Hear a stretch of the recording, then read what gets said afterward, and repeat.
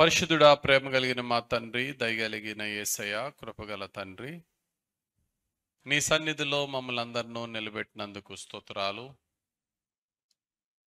గడిచిన వారం అంతట్లో మా ప్రయాణాల్లో, మా పనిపాట్లలో నీవే మాకు తోడుండి మమ్మలను సంరక్షించి కాపాడినందుకు స్తోత్రాలు.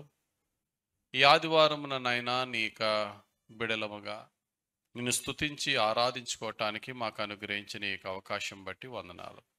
చేరువచ్చిన ప్రతి బ్రదర్ని, ప్రతి సిస్టర్ని దీవించండి నైనా, ఆశీర్వదించండి ప్రభా. ఈ సమయంలో నీ వాక్యంతో మాతో మాట్లాడండి తండ్రి. ఆత్మ సంగములతో చెప్పు మాట చెవి గలవాడు వినుగాకనే వాక్య ప్రకారము అయా మాకు చెవులనిచ్చావునైనా, చక్కటి నైనా వినికిడిచ్చావునైనా. మీరు వాక్యం మాట్లాడుతున్నప్పుడు, నీ దాసుని నా ద్వారా మాట్లాడుతున్నప్పుడు మా హృదయాంతరంగాన్ని నీవే తెరవండి. ఆత్మీయ చెవులను తెరిచి ప్రభువా, నీ సత్యాన్ని, వాక్య సారాంశాన్ని మేము తెలుసుకొని వాక్యానుసారంగా నడిచి నీ కృపతో రక్షింపబడి నీ ఆత్మతో ఫలించే భాగ్యం మాకు దయచేయమని, ఇక్కడున్న ప్రతి ఒక్కరిని, ఆన్లైన్ ద్వారా వాక్యం వినబోచిన వారిని నీ దక్షిణ హస్తానికి అప్పగిస్తూ యేసయ్య పరిశుద్ధ నామంలో ప్రార్థించి వేడుకొనుచున్నాము తండ్రి, ఆమేన్. ప్రియమైన దేవుని సంగమా, గడిచిన వారం మనం ధ్యానించిన వాక్యం ఏంటో జ్ఞాపకం ఉందా? ఏంటండి? Yes, how to be a jealous Christian. ఆసక్తి గల క్రైస్తవులుగా మనం ఎలా ఉండాలి అనేది మనం ధ్యానించుకున్నాం. ఈరోజు మనం ధ్యానించే వాక్యం అంశం ఏంటంటే, ఆసక్తి లేని క్రైస్తవ్యం ఎలా ఉంటుందో ఒకసారి చూద్దాం. గడిచిన వారం ఏం ధ్యానించుకున్నాం? ఆసక్తి గల క్రైస్తవ్యం. ఆసక్తి అనేది ఒక క్రిస్టియన్ జెలస్ ఎలా ఉండాలి అంటే, యెహోవా దేవుని ఆసక్తి ఎలాగుందో మనం తెలుసుకున్నాం. బైబిల్లో hour God is a jealous God అని చెప్తూ, దేవుని యొక్క ఆసక్తితో దేవుడు నెరవేర్చే కార్యాలు రెండు చూసాం మనం. యెహోవా దేవుని ఆసక్తి ఏమనుకున్నాం, ఏమని ధ్యానించుకున్నాం? మనల్ని రక్షించుట కొరకు ఆయన ఆసక్తితో కార్యం చేస్తున్నాడని, మనల్ని కాపాడటానికి ఆయన ఆసక్తితో కార్యం నెరవేరుస్తున్నాడని బైబిల్ రెఫరెన్స్లతో గడిచిన వారం ధ్యానించుకున్నాం. కాబట్టి పరమ తండ్రి ఆసక్తి నిన్ను నన్ను రక్షించుట, కాపాడుట. మనిషిగా వచ్చిన దేవుడని యేసుక్రీస్తు ప్రభు ఆసక్తి 5 విషయాల గురించి ధ్యానించుకున్నాం. దేవుని మందిరాన్ని పరిశుద్ధంగా ఉంచాలనే ఆసక్తి, తన్ను పంపిన తండ్రి చిత్తాన్ని నెరవేర్చాలనే ఆసక్తి, నీతిగా నిందారహితంగా జీవించాలనే ఆసక్తి, పాపిని రక్షించాలనే ఆసక్తి, మన కొరకు ప్రాణం పెట్టాలనే ఆసక్తి, యేసయ్య యొక్క ఆసక్తి. మరి అపోస్తుల ఆసక్తి మనం చూసాం. యేసు ప్రభు నడిచిన మార్గంలోనే వారు నడిచి తమ ప్రాణములు ఏమాత్రము కూడా ప్రియముగా ఎంచకుండా ప్రపంచమంతటా సువార్తీకరణ జరిగించడానికి వారు చూపించిన ఆసక్తిని మనం చూసుకున్నాం. మరి ఈరోజు మన ఆసక్తి ఏమై ఉండాలి? దేవుని రాజ్యాన్ని, ఆయన నీతిని మొదట వెతికితే మీకు అన్ని అనుగ్రహింపబడతాయని మన ఆసక్తి. ప్రభు యొక్క రాజ్య విస్తీర్ణత కొరకు మనం ఆసక్తి కలిగి ఉండాలి. ప్రభు కొరకు నీతిగా బ్రతకాలని ఆసక్తి కలిగి ఉండాలని ధ్యానించాం. ఆసక్తి కలిగిన వానికి దేవుడిచ్చే బహుమానం, తన తర్వాత 4 తరాలు ఆశీర్వదింపబడతాయని మనం ధ్యానించుకున్నాం. ఇవన్నీ కూడా గడిచిన వారంలో మనం ధ్యానించిన వాక్యం యొక్క ముఖ్య అంశాలు. ఈరోజు మనం ధ్యానించే వాక్యం ఏంటంటే, ఆసక్తి లేని క్రైస్తవుడు ఎలా ఉంటాడు? ఏ మాత్రము కూడా దేవుని పట్ల ఆసక్తి,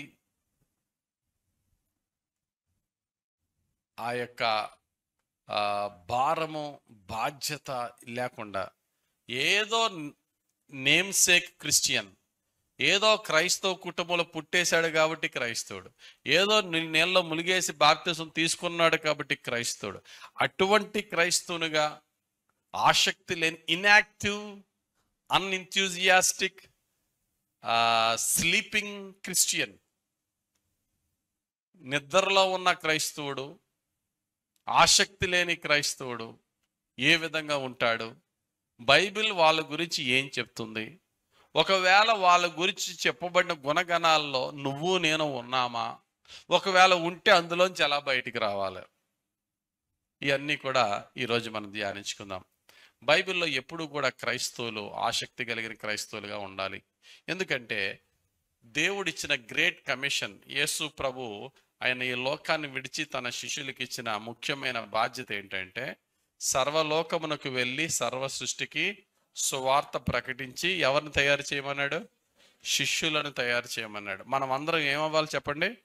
శిష్యులం అవ్వాలి. మనం అందరం కూడా యేసుక్రీస్తు ప్రభు యొక్క శిష్యులం అవ్వాలి.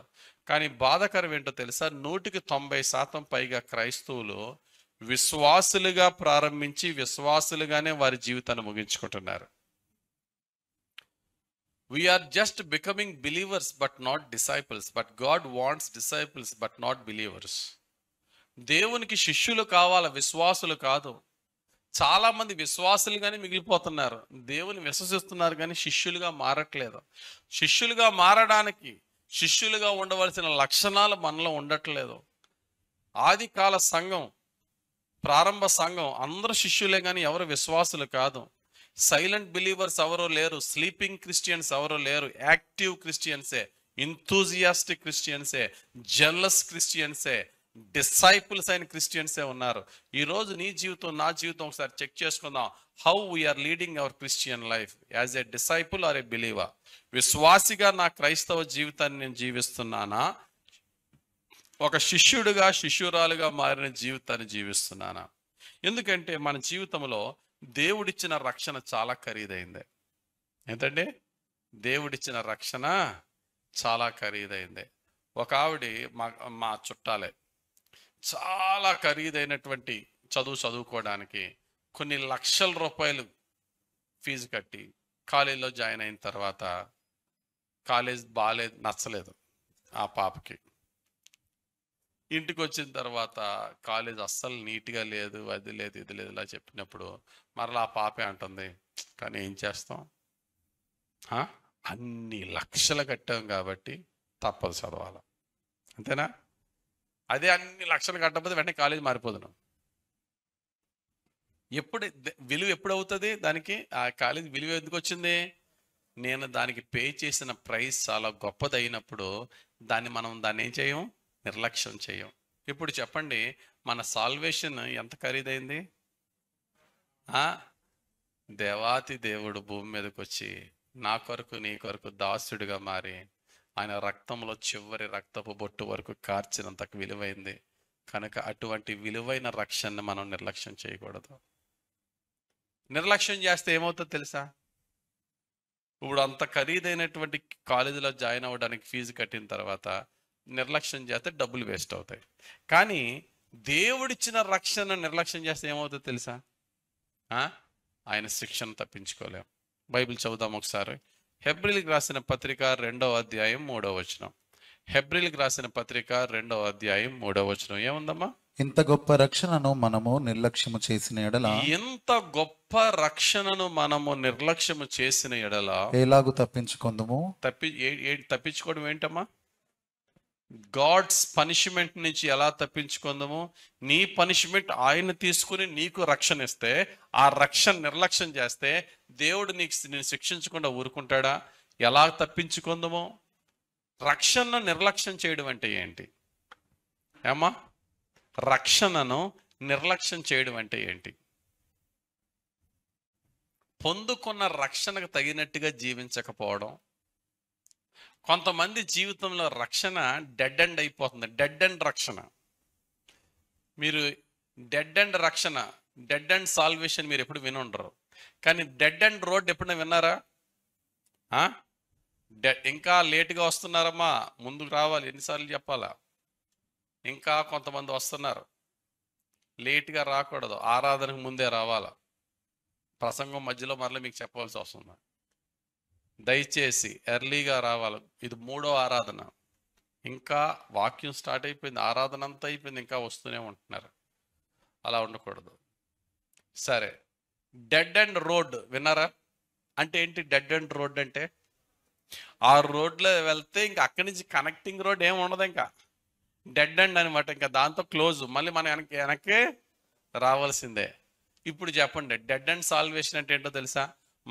మన వరకు రక్షణ రావడానికి ఎంతమందిని దాటుకుంటూ వచ్చింది, ఎంతమంది ద్వారా వచ్చింది, ఎంతమంది ప్రాణత్యాగాలు, ఎంతమంది కష్టార్జితం వల్ల మన వరకు రక్షణ వచ్చింది. ఇక్కడి నుండి ఎక్కడికి రక్షణ వెళ్ళలేదనుకో, నా నుండి ఒక్కరికి కూడా రక్షణకి ఇంకొకరికి వెళ్ళలేదనుకో, నా నా రక్షణ ఏంటి చెప్పండి ఇప్పుడు? డెడ్ అండ్ సాల్వేషన్ అయిపోద్ది. నువ్వు పొందిన రక్షణకి నువ్వు విలువవ్వని దాని అవుతావు. నా ద్వారా కొంతమంది అయినా ప్రభువుని తెలుసుకునే భారము, బాధ్యత నా భుజాల మీద ఉంది. నా రక్షణ డెడ్ అండ్ రక్షణ అవ్వకూడదు అని అనుకోండి అందరూ ఒకసారి. నిజమేనా? నిజంగా అనుకుంటున్నారా? నేను అన్నానని అంటున్నారా? హృదయపూర్వకంగా ఆశ ఉందా? My salvation shouldn't be a dead and salvation. నా నుండి ఎంతో మంది రక్షణకి వెళ్తూనే రక్షణ పొందుకోవాలి తప్ప నాది డెడ్ అండ్ రక్షణ అవ్వకూడదు. ఎవరైతే తాము పొందిన రక్షణకి విలువ అవ్వరో, నా రక్షణ వెనకాతలు ఎంత గొప్ప త్యాగం ఉందనేది రియలైజ్ అవ్వరో, వారు పొందుకున్న రక్షణకు తగ్గట్టుగా పని చేయరు. కృతజ్ఞత ఉండదు, భారం ఉండదు. బైబిల్ ఏం చెప్తుంది తెలుసా? నువ్వు పొందుకున్న రక్షణకు తగ్గట్టుగా నీవు నడవకపోతే,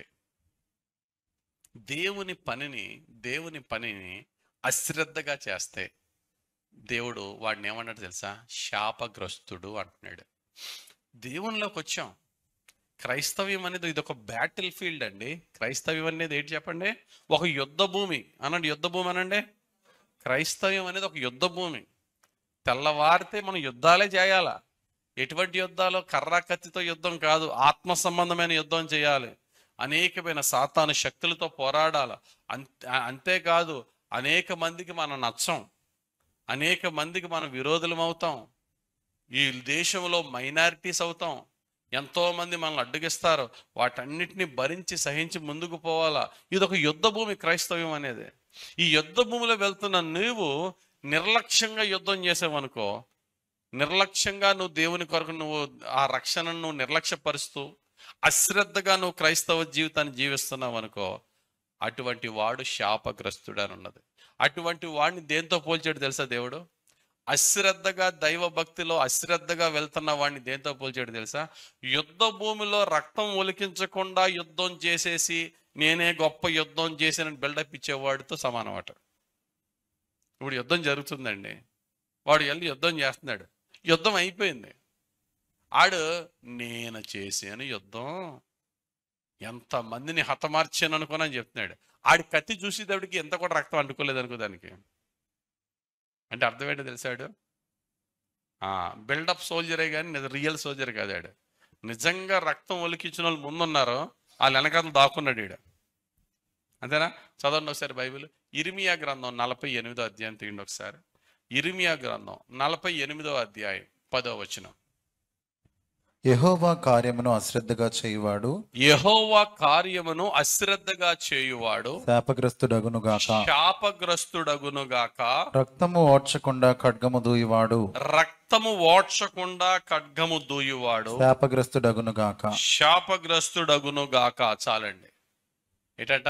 రక్తము ఓడ్చకుండా ఖడ్గము దూయువాడు ఏమవుతాడమ్మా? శాపగ్రస్తుడు. అలాగే రక్షణ పొందుకుని దేవుని యొక్క బిడ్డగా జీవిస్తూ ఆ జీవితాన్ని అశ్రద్ధగా జీవించి అశ్రద్ధగా దేవుని పని చేసేవాడు కూడా శాపగ్రస్తుడే. రక్తం ఒలిగించకుండా నీ కత్తికి రక్తం ఉచ్చొక్క అంటుకోకుండా నేను అంతమందిని హతమార్చిన యుద్ధ వీరుని అంటే ఎలా ఉంటుందో, ఆత్మీయత లేని భక్తి కూడా అటువంటిదే. ఈరోజు దేవుడు మనతో మాట్లాడుతున్నాడు ఈ వాక్యాన్ని. నీ జీవితం, నా జీవితం ఒక యాక్టివ్ క్రిస్టియన్గా మనం ఉన్నామా, ఇన్యాక్టివ్ క్రిస్టియన్గా ఉన్నామా? ఒక జలస్ క్రిస్టియన్గా ఉన్నామా, లేకపోతే ఒక స్లీపింగ్ క్రిస్టియన్గా ఉన్నామా?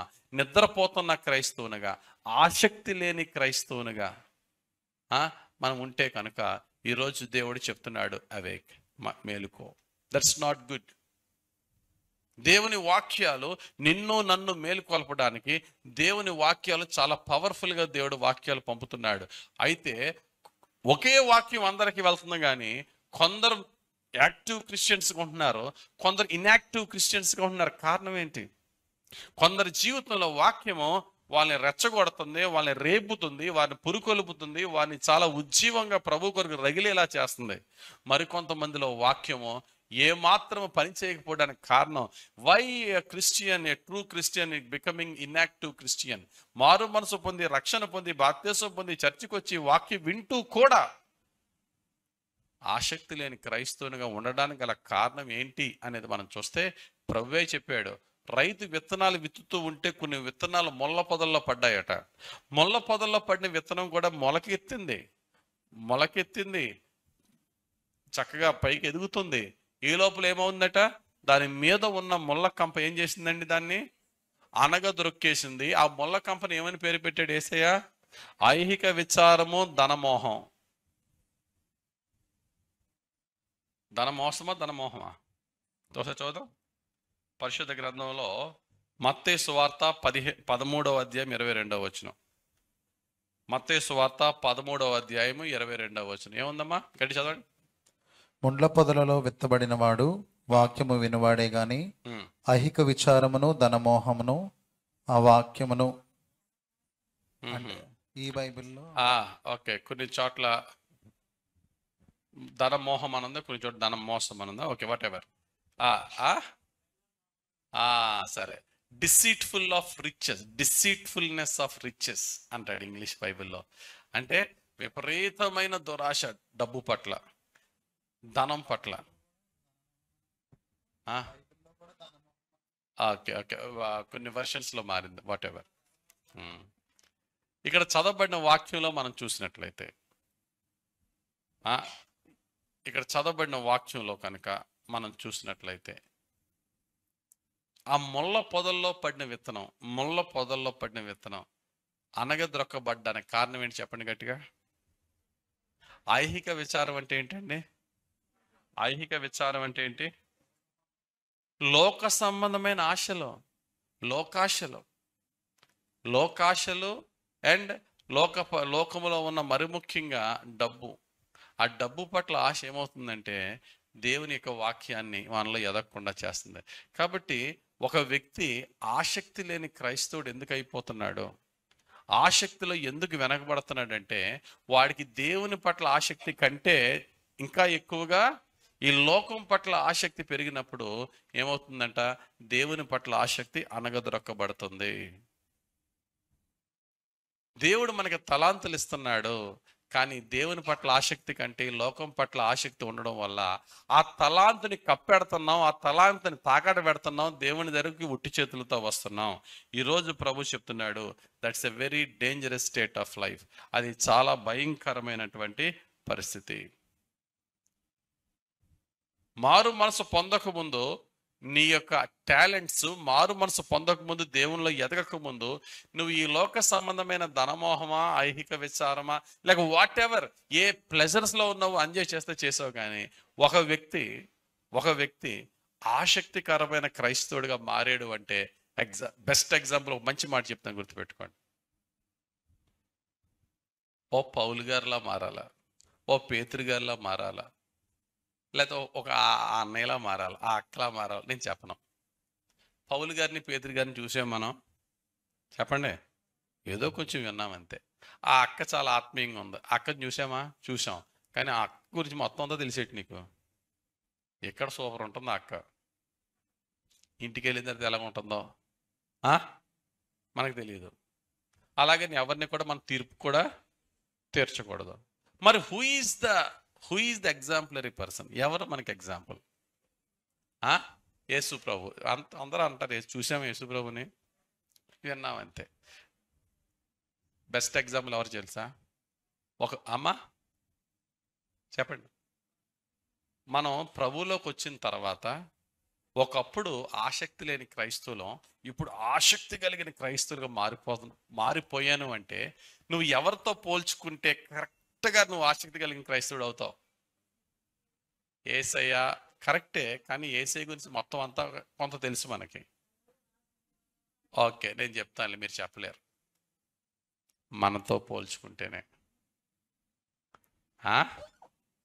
ఎవరితో? Agree with me or not? ఎలాగేస్తావు? కాదు, ఒకటే దానికి ఎగ్జాంపుల్ ఏంటంటే నేను ప్రభువులో నా ప్రేమను, నా హృదయాన్ని ప్రభువుకి ఇవ్వకముందు చాలా వాటికి ఇచ్చాం కదా, అంతేనా? త్రాగుడు అలవాటు ఉన్నవాడు త్రాగుడికి ఇచ్చాడు, వ్యభిచారం అలవాటు ఉన్నవాడు వ్యభిచారం, టీవీ, సెల్ ఫోన్. నేను నా 100% నా నా యొక్క హృదయం ప్రభువుకి ఇవ్వకముందు నేను కొన్ని వాటికి 100% ఇచ్చాను.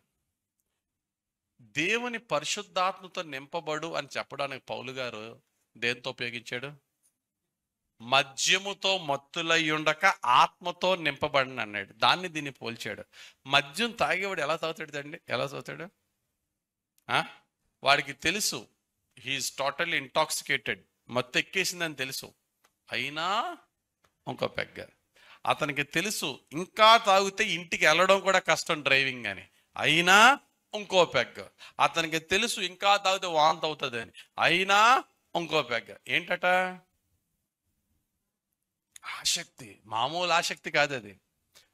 వెళ్తూ వెళ్తూ కింద పడిపోయినా పర్లే, కక్కుకుంటూ అయినా పర్లే, ఈ గ్లాస్ ఈ పెగ్గ, అది ఆసక్తి. ఒక వ్యక్తికి తెలుసు టీవీ ఎంత పిచ్చో, లేదా క్రికెట్ అవ్వచ్చు, సీరియల్స్ అవ్వచ్చు, ఫేస్బుక్ అవ్వచ్చు, ఇన్స్టా, అది గంటల గంటలు వెళ్ళిపోతుంది. ఎంత ఆసక్తి! ఒక వీడియో తర్వాత ఇంకోటి, ఇంకో దాని తర్వాత ఇంకోటి, ఇంకా ఆసక్తి పెరిగిపోతుంది. మన టైము కిల్ అయిపోతుంది. కానీ అబ్బాబ్బాబ్బా అని ఎంజాయ్ చేస్తూ ఉంటాం. ఆసక్తి. ఇప్పుడు చెప్తాను చూడండి. నువ్వు నేను ప్రభులోకి వచ్చినప్పుడు, ప్రభువా నేను నిన్ను ఆసక్తితో వెంబడిస్తున్నాను ప్రభు అని చెప్పడం కాదు, ఒక్కటే కంపేర్ చేసుకో.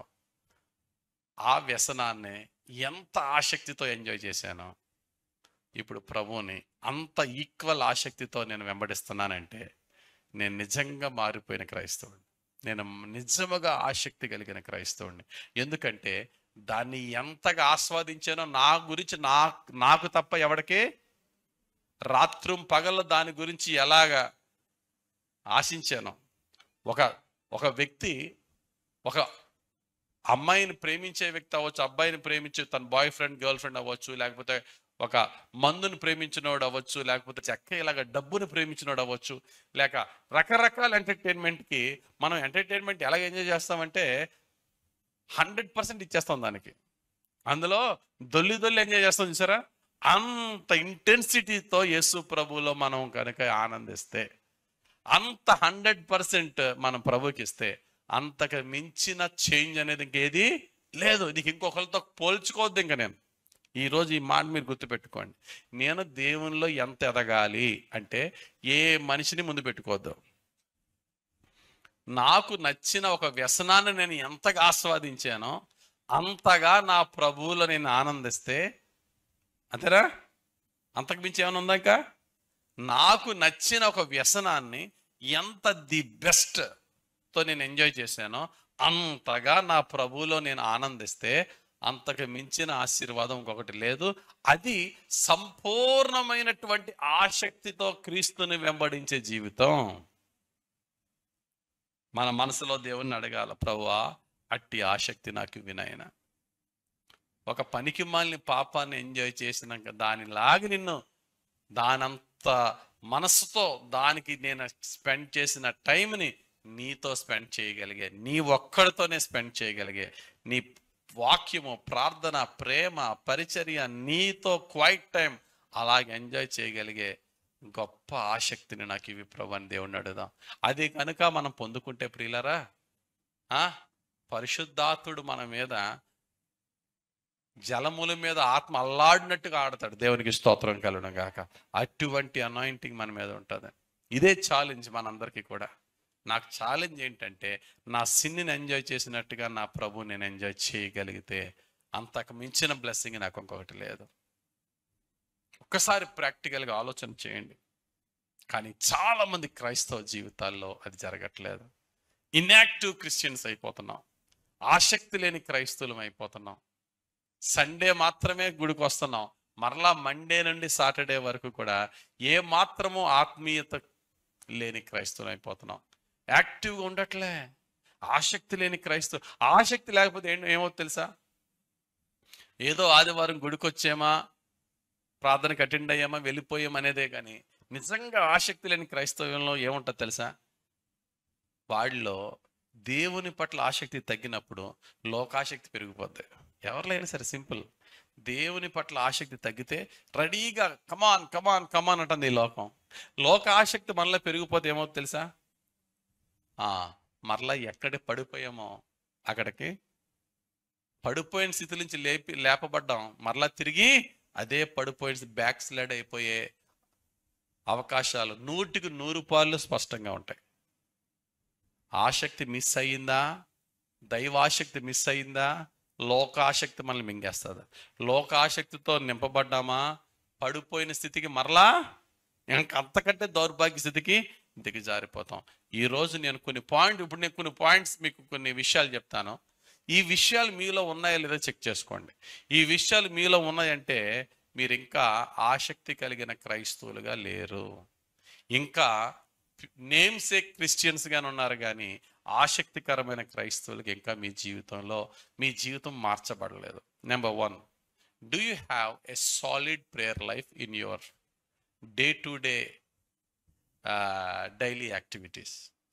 నీ ప్రతిరోజు దినచర్యల్లో ఒక ఖచ్చితమైన ప్రార్థనా సమయం ఉందా? ఆదివారం ప్రార్థనే కానీ సోమవారం ప్రార్థన ఉందా? మా పాస్టర్ గారు సోమవారం పెట్టట్లేదు దేవా ప్రార్థన అంటారా? ఆదివారం చర్చ్, సోమవారం నుండి శనివారం వరకు నీ ఇల్లు చర్చిగా ఉండాలా? ఆదివారం కాంగ్రిగేషన్, సోమవారం నుండి శనివారం వరకు నీ కుటుంబమే ఒక కాంగ్రిగేషన్ అవ్వాలా? ఆదివారం పాస్టర్ గారు, సోమవారం నుంచి శనివారం వరకు నువ్వే ఒక పాస్టర్గా, ఒక తల్లివా, ఒక తండ్రివా, నువ్వే ఒక యాజకుడిగా నీ ఇంట్లో ఉండాలి. అటువంటి ప్రేయర్ లైఫ్ ఉందా నీ ఇంట్లో? నీకంటూ ఒక పర్సనల్ ప్రేయర్ లైఫ్ ఉందా? నీ భార్య, నీ భర్త, నీ పిల్లలు కలిసి ప్రార్థన చేసే ప్రార్థనా జీవితం నీ ఇంట్లో ఉన్నదా? నీకు తెలుగు చదవడం వస్తే రోజుకి కనీసం ఒక అధ్యాయం అన్న బైబిల్ చదువుతున్నావా? తెలుగు చదవడం వచ్చు, ఇంగ్లీష్ చదవడం వచ్చు, కానీ ఒక అధ్యాయం చదవడానికి నాకు టైం కుదరట్లేదంటే దట్స్ నాట్ ఎన్ ఎక్స్క్యూజ్. దేవుని దగ్గర అది ఒక క్షమించే అవకాశం లేదు. క్రైస్తవుడిగా బైబిల్ చదవడం ఎంత ఇంపార్టెంట్ తర్వాత మనం చూద్దాం. తర్వాత ప్రార్థన జీవితం కానీ, కుటుంబ ప్రార్థన జీవితం కానీ, వాక్యాన్ని ప్రతిరోజు కనీసం ఒక అధ్యాయం కూడా చదవలేనంత బిజీగా నువ్వు ఉంటే కానీ నువ్వు ఏమాత్రము కూడా ఆసక్తి గల క్రైస్తవుడు కావు. దేవుని పనిని నిర్లక్ష్యంగా చేసేవాడు. నీవు ఇన్ని సంవత్సరాలు అయిన బాప్తిసం పొంది విశ్వాసిగాని మిగిలిపోయావు, కానీ శిష్యునిగా కనీసం 10% కూడా మారలేదు నువ్వు. ఇవి లేకపోతే వీటితో పాటు ఒక ఆప్షనల్గా వారంలో ఒక్క పూటైన ఉపవాసంతో నీ శరీర కోరికలను బట్టి దేవుని దగ్గర విజ్ఞాపన చేసే జీవితం ఉందా? ఎందుకంటే ఈ రక్త మాంసములతో ఉన్నంత వరకు క్రీస్తుకి దగ్గర అవ్వలేం. రకరకాల టెంప్టేషన్స్ మధ్య నా బలహీనతలను బట్టి ఒక్క పూటైనా నేను ప్రభువు దగ్గర ఉపవాసంతో ప్రార్థన చేయాలి అనే ఆలోచన ఉందా? ఇంతకాలం నుండి నువ్వు చర్చికి వస్తున్నావు, ఏ రోజన్నా నీ వల్ల ఇంకో క్రొత్త వ్యక్తిని చర్చికి తీసుకొచ్చావా? నువ్వు ఉద్యోగం చేస్తున్న చోట కానీ, నీ బంధువుల్లో కానీ, మిత్రుల్లో కానీ కొంతనైనా ప్రభు సువార్త నువ్వు ప్రకటించావా? ఏమాత్రం భయపడకుండా, సిగ్గుపడకుండా నువ్వు క్రైస్తవునని చెప్పుకుంటూ నువ్వు ఎలా మారావు? నువ్వేదో బైబిల్ తీసి మత్తయి సువార్త ఎలా ఉందో నువ్వు ప్రసంగం చెప్పక్కర్లేదా? నీ మార్పు యొక్క టెస్టిమోనీ నువ్వు చెప్పడానికి అవమానపడకుండా, సిగ్గుపడకుండా, భయపడకుండా నువ్వు చెప్తున్నావా? కొంతమంది చర్చికి వస్తారు కానీ బయటికి కనీసం చర్చికి వెళ్తున్నానని చెప్పరు, చెప్పుకోవడానికి కూడా వాళ్ళు భయపడతారు, సిగ్గుపడే స్థితిలో ఉన్నారు. అటువంటి అటువంటి దానవైతే నీవు ఆసక్తి గల క్రైస్తవురాలు కావు, దేవుని బిడ్డవు కావు, దేవుని శిష్యురాలు కాదు. You are a self claimed Christian but not recognised by Christ. అంటే నేను క్రైస్తవుడని చెప్పుకుంటాను కానీ క్రీస్తు నువ్వు క్రైస్తవుడురా అని మనల్ని గుర్తించని స్థితి అది. ఎందుకది వ్యర్థం కదా. నేను క్రైస్తవునని చెప్పుకుంటే సరిపోదు, నువ్వు నా బిడ్డవు, నీలో నేను ఆనందిస్తానని ప్రభువు దగ్గర సాక్ష్యం అనుకుండాలా? ఏది ఇవన్నీ నాలో ఉన్నాయా? ఎవరికైనా ఎప్పుడన్నా ఒక మాట ప్రభు గురించి చెప్పానా? ఆదివారాలు వస్తున్నాను, ఒక్కరిని కూడా కొత్తగా చర్చికి నేను పరిచయం చేయలేని స్థితిలో ఉన్నానా? చిన్నదన్న దేవుని సన్నిధిలో భారాన్ని మోస్తున్నానా? ఏదైనా చర్చ్ యొక్క విలువ, చర్చ్ యొక్క ఉపయోగం ఏంటంటే ఒక విశ్వాసని శిష్యునిగా మార్చేది చర్చ్. సంఘం ఏం చేస్తుంది చెప్పండి? విశ్వాసి శిష్యుడిగా మారటానికి అనేక అవకాశాలు, ఎంకరేజ్మెంట్ కలిగించేదే సంఘం. చిన్న చిన్న సెల్ గ్రూప్స్ పెట్టి మిమ్మల్ని సువార్థికులుగా తయారు చేయాలని అనేక ప్రోగ్రామ్స్ ఉంటాయి చర్చ్లో. యూత్ యాక్టివిటీ ఉంటుంది, ఉమెన్స్ యాక్టివిటీ ఉంటుంది, మెన్స్ యాక్టివిటీ ఉంటుంది, లేకపోతే ఇంకా రకరకాలైనటువంటి సువార్త సభలు ఉంటాయి, మినీ క్రూసేడ్స్ ఉంటాయి, సెల్ గ్రూప్స్ ఉంటాయి, ఇవన్నీ ఫాస్టింగ్ ప్రేయర్స్ ఉంటాయి. ఈ రకరకాలు ఎందుకు అంటే కొంతమంది కొన్ని విషయాలు ఇన్వాల్వ్ అవుతాయి, మరికొంతమంది అందులో ఇన్వాల్వ్ అవ్వాలని. ఎన్ని యాక్టివిటీస్ పెట్టినా కొంతమంది గెస్ట్గా వస్తారు, గెస్ట్గానే వెళ్ళిపోతారు. నువ్వు ఎన్న నెంబర్ ఆఫ్ యాక్టివిటీస్ పెట్టు, అది సెట్ అవ్వదండి, ఇది సెట్ అవ్వదండి, అది సెట్ అవ్వదండి. దేవుడు ఒక్క దెబ్బ కొడితే అన్నీ సెట్ అయిపోతాయి. ఏదో ఒక ప్రమాదంలో ఉన్నప్పుడు, ఏదో అపాయాలు పడిపోయినప్పుడు, కష్టంలో నష్టంలో ఉన్నప్పుడు అప్పుడు మొక్కుబళ్ళు, ప్రభువా ఈసారి సంఘంలో పరిచర్య చేస్తాను ప్రభువా, ఈసారి నీ కొరకు ఉంటాను ప్రభువా, ఈసారి నన్ను నేను తగ్గించుకుంటాను ప్రభువా. కొంతమంది కొన్ని ఇయర్స్ నుంచి చర్చికి వస్తారు కానీ కనీసం పక్కన వాళ్ళతో కూడా పరిచయం ఉండదు. సమ్ ఇయర్స్ నుంచి వస్తారు. అసలు చర్చ్కి వాక్యం విని వెళ్ళిపోవడమే కాదండి. చర్చ్ అంటే ఇట్స్ ఎ ఫెలోషిప్. నువ్వు ఎంతమందికి తెలుసు చర్చిలో, ఎంతమందికి నువ్వు తెలుసు, నువ్వు ఎంతమందికి చిన్నదో పెద్దదో పరిచర్య చేసావు, ఎంతమందితో నీ ఇంట్లో కనీసం కూర్చొని ప్రార్థన పెట్టుకుంటున్నావు, నువ్వు ఎంతమంది ఇళ్లలో ప్రార్థనకి వెళ్తున్నావు. ఈ ఫెలోషిప్ లేకుండా సహవాసం ఏంటండి? దాని బదులు ఆన్లైన్లో చూసుకున్నావు ఒకటే టీవీ. దానికన్నా గొప్పది సంగముగా కూడుట మానొద్దని వాక్యం చెప్పింది. ఎందుకంటే పక్కనోడితో పరిచయం లేకుండా జస్ట్ వచ్చి వెళ్ళిపోతే చాలు అనుకుంటున్నావా? ఇవన్నీ కూడా నీ జీవితంలో ఉంటే కనుక నీ జీవితం ఒక్కసారి మేలుకోవాల్సిన సమయం ఆసనమైంది. ఏమయ్యా, లింక్ బ్రేక్ అయిందా? ఓకే, ఒకసారి మనల్ని పరిశీలన చేద్దాం. నీ ఆఫీసులో నువ్వు పని చేస్తున్న చోట సాక్ష్యం ఉందా? యథార్థవంతుడు అండి ఈయన, నీతిమంతురాలండి ఈవిడి మీద ఏ విధమైనటువంటి బ్యాడ్ అసలు ఏది ఆఫీసులో ఎక్కడ లేదు అనే సాక్ష్యం ఉందా? అటువంటి సాక్ష్యం ఉన్నప్పుడే మనం దేవుణ్ణి గణపరచగలం. When was the last time you poured out your heart in the worship? నీ హృదయాన్ని కొమ్మరించి ఆరాధన చేసింది ఎప్పుడు చెప్పు. నువ్వు ఒకసారి నీతో నువ్వు చెప్పుకో. కొంతమందికి తలాంత్ ఉంటుంది. ఎటువంటి తలాంతు? చక్కగా పాటలు పాడే తలాంత్ ఉంటుంది, కానీ పాటలకు రారాళ్ళు, వాక్యానికి వస్తారు. పాటలు అయిపోయిన తర్వాత వస్తారు. ఒక మంచి తలాంత్తో పాటు ఇంకో పనికిమాలిన తలాంత్ ఉంటుంది. మంచి తలాంత్ పాటలు పాడే తలాంత్, పనికిమాలిన తలాంత్ లేటుగా వచ్చే తలాంత్. ఒక మంచి తలాంత్ని ఒక చెడ్డ తలాంత్ మింగేస్తుంది. టాలెంట్ ఉంటుంది, ఆ టాలెంట్ని ఉపయోగించుకోవడానికి చక్కటి పంక్చువల్గా ముందుకు రారు. కొంతమందికి ఉన్న తలాంతుని వారు కప్పపెట్టుకుని దేవునికి విరోధంగా జీవిస్తూ ఉంటారు. ఒక డెడ్ క్రిస్టియన్ లైఫ్, ఒక డెడ్ అండ్ క్రిస్టియన్ లైఫ్ అయిపోతుంది. ఒక డెడ్ అండ్ క్రిస్టియన్ లైఫ్. కొంతమందికి ఏంటంటే ఆరాధనకు అటెండ్ అవ్వరు, వాక్యానికి అటెండ్ అవుతే చాలు అనుకుంటారు. అంతేనా?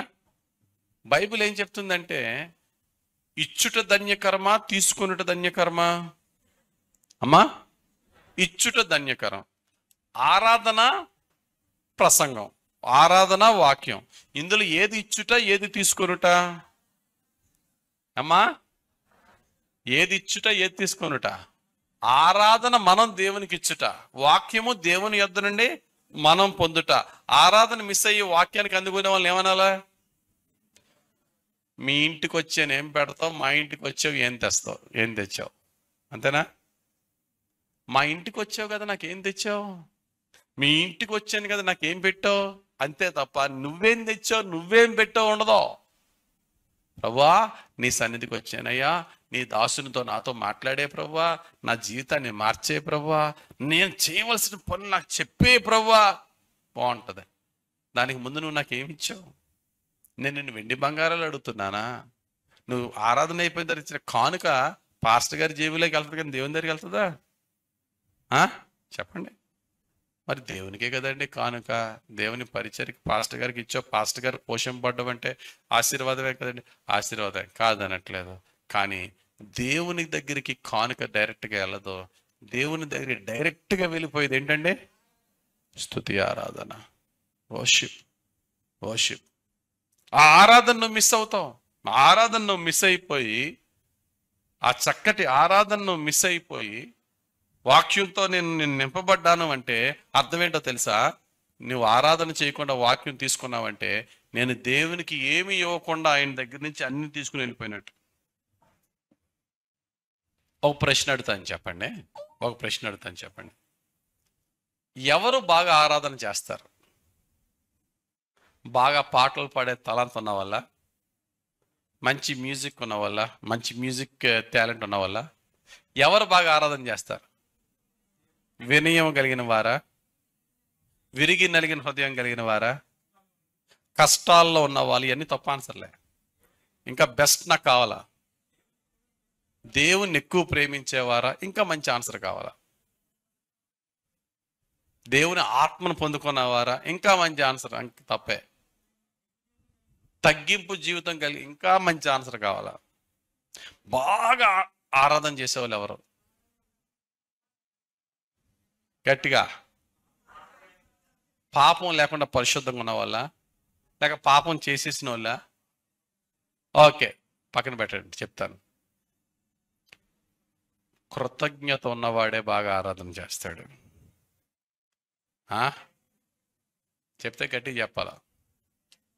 ఎవడు బాగా ఆరాధన చేస్తాడంటే, ఒక్కసారి సింపుల్, ఇక్కడికి వచ్చే ముందు, ఆరాధన మోకాళ్ళు వేసే ముందు, గడిచిన వారంలో నేను ఏ ప్రమాదం నుంచి తప్పింపబడ్డది, అమ్మ బాబాయ్ నిజమేనండి, నేను యాక్సిడెంట్ కొంచెంలో తప్పిందండి నాకు యాక్సిడెంట్ అన్నవాడు కానీ, లేక ఆఫీసులో కానీ ఎందులో అన్న ఫైనాన్షియల్ కానీ చాలా డిజాస్టర్లు వచ్చి దేవుడు నన్ను పైకి లేపాడని కానీ, పెద్ద గొడవ నుంచి తప్పించాడండి మా కాలేజీలో, స్కూల్లో మేము చదువుకునే చోట కానీ, లేక ఏదన్నా సరే ఒక భయంకరమైన ఆపదలోంచి మనం బయటకు వచ్చిన కృతజ్ఞత మనకు ఉన్నప్పుడు, మోకాళ్ళు వేసినప్పుడు ఏమొస్తుంది చెప్పండి?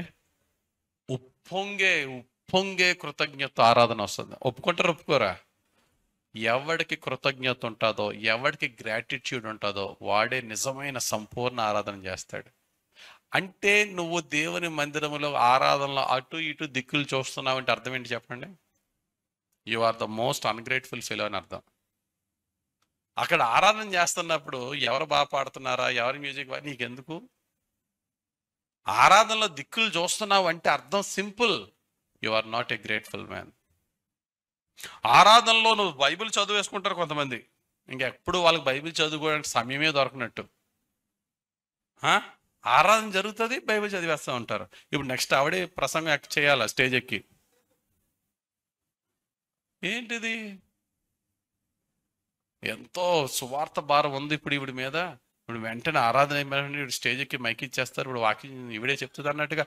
ఆరాధన జరిగితే నువ్వు పక్కన కూర్చొని బైబిల్ చదవడం ఏంటి? ఏంటి ఆ నిర్లక్ష్యం? ఉండరా ఇలా ఇటువంటి వాళ్ళు? ఆరాధనలు ఇన్వాల్వ్ అవ్వరు.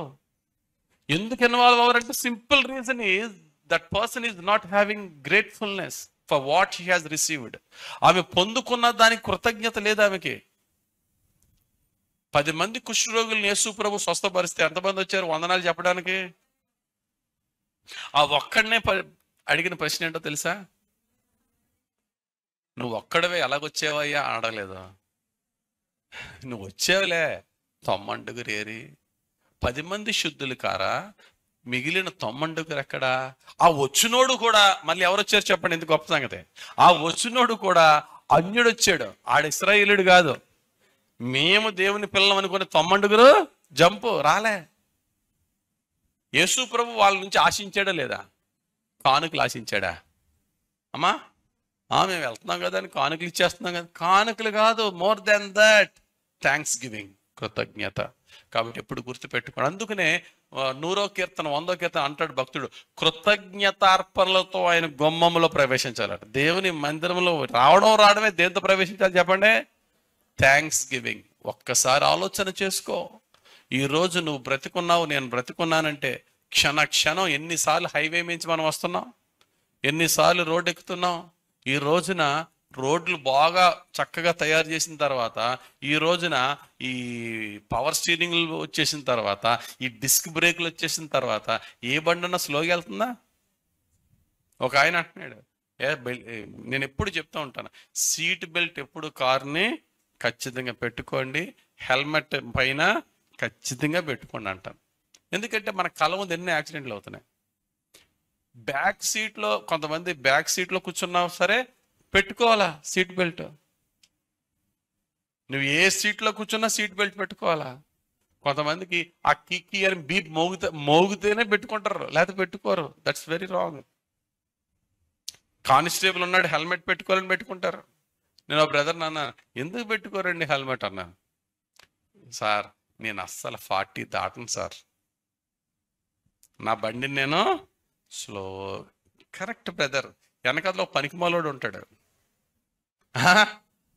ఆడు తాగేసి నడిపేవాడు ఉంటాడు.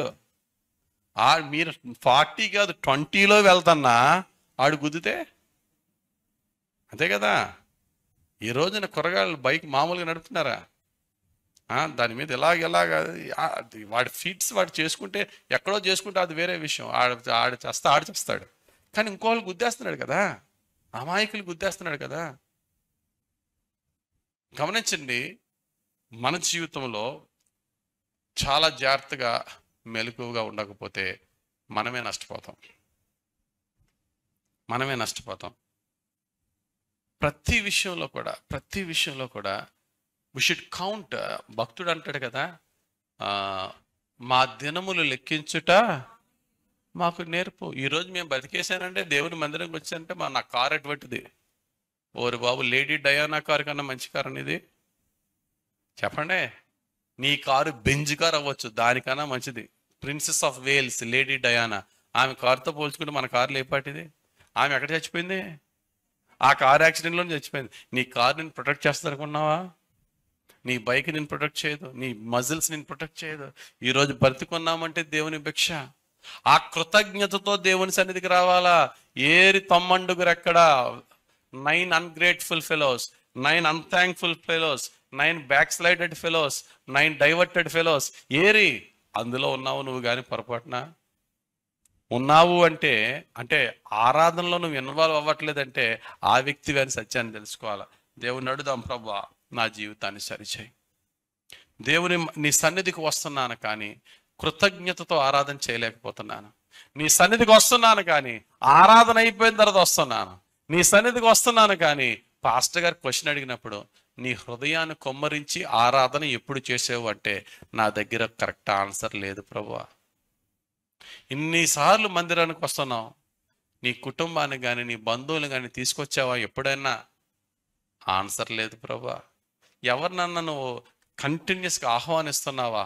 ఆన్సర్ లేదు ప్రభువా. సంఘంలో ఎవరికైనా పరిచర్య చేసావా? ఆన్సర్ లేదు ప్రభువా. ఎంతమంది ఇళ్ళకి వెళ్ళి వాళ్ళ ప్రార్థనలో నువ్వు పాల్గొని నీ ప్రార్థనలు వాళ్ళు నడిపించావు? No answer lord. చాలా మంది ఇన్ని పరిచర్యలు సంఘంలో జరుగుతున్నాయి, ఒక్క పరిచర్యలో నువ్వు ఇన్వాల్వ్ అయ్యావా? లేదు ప్రభువా. అప్పుడు నిన్నేమనాలా? యాక్టివ్, స్ట్రాంగ్, జెలస్ క్రిస్టియన్ అనాలి కదా నిన్ను.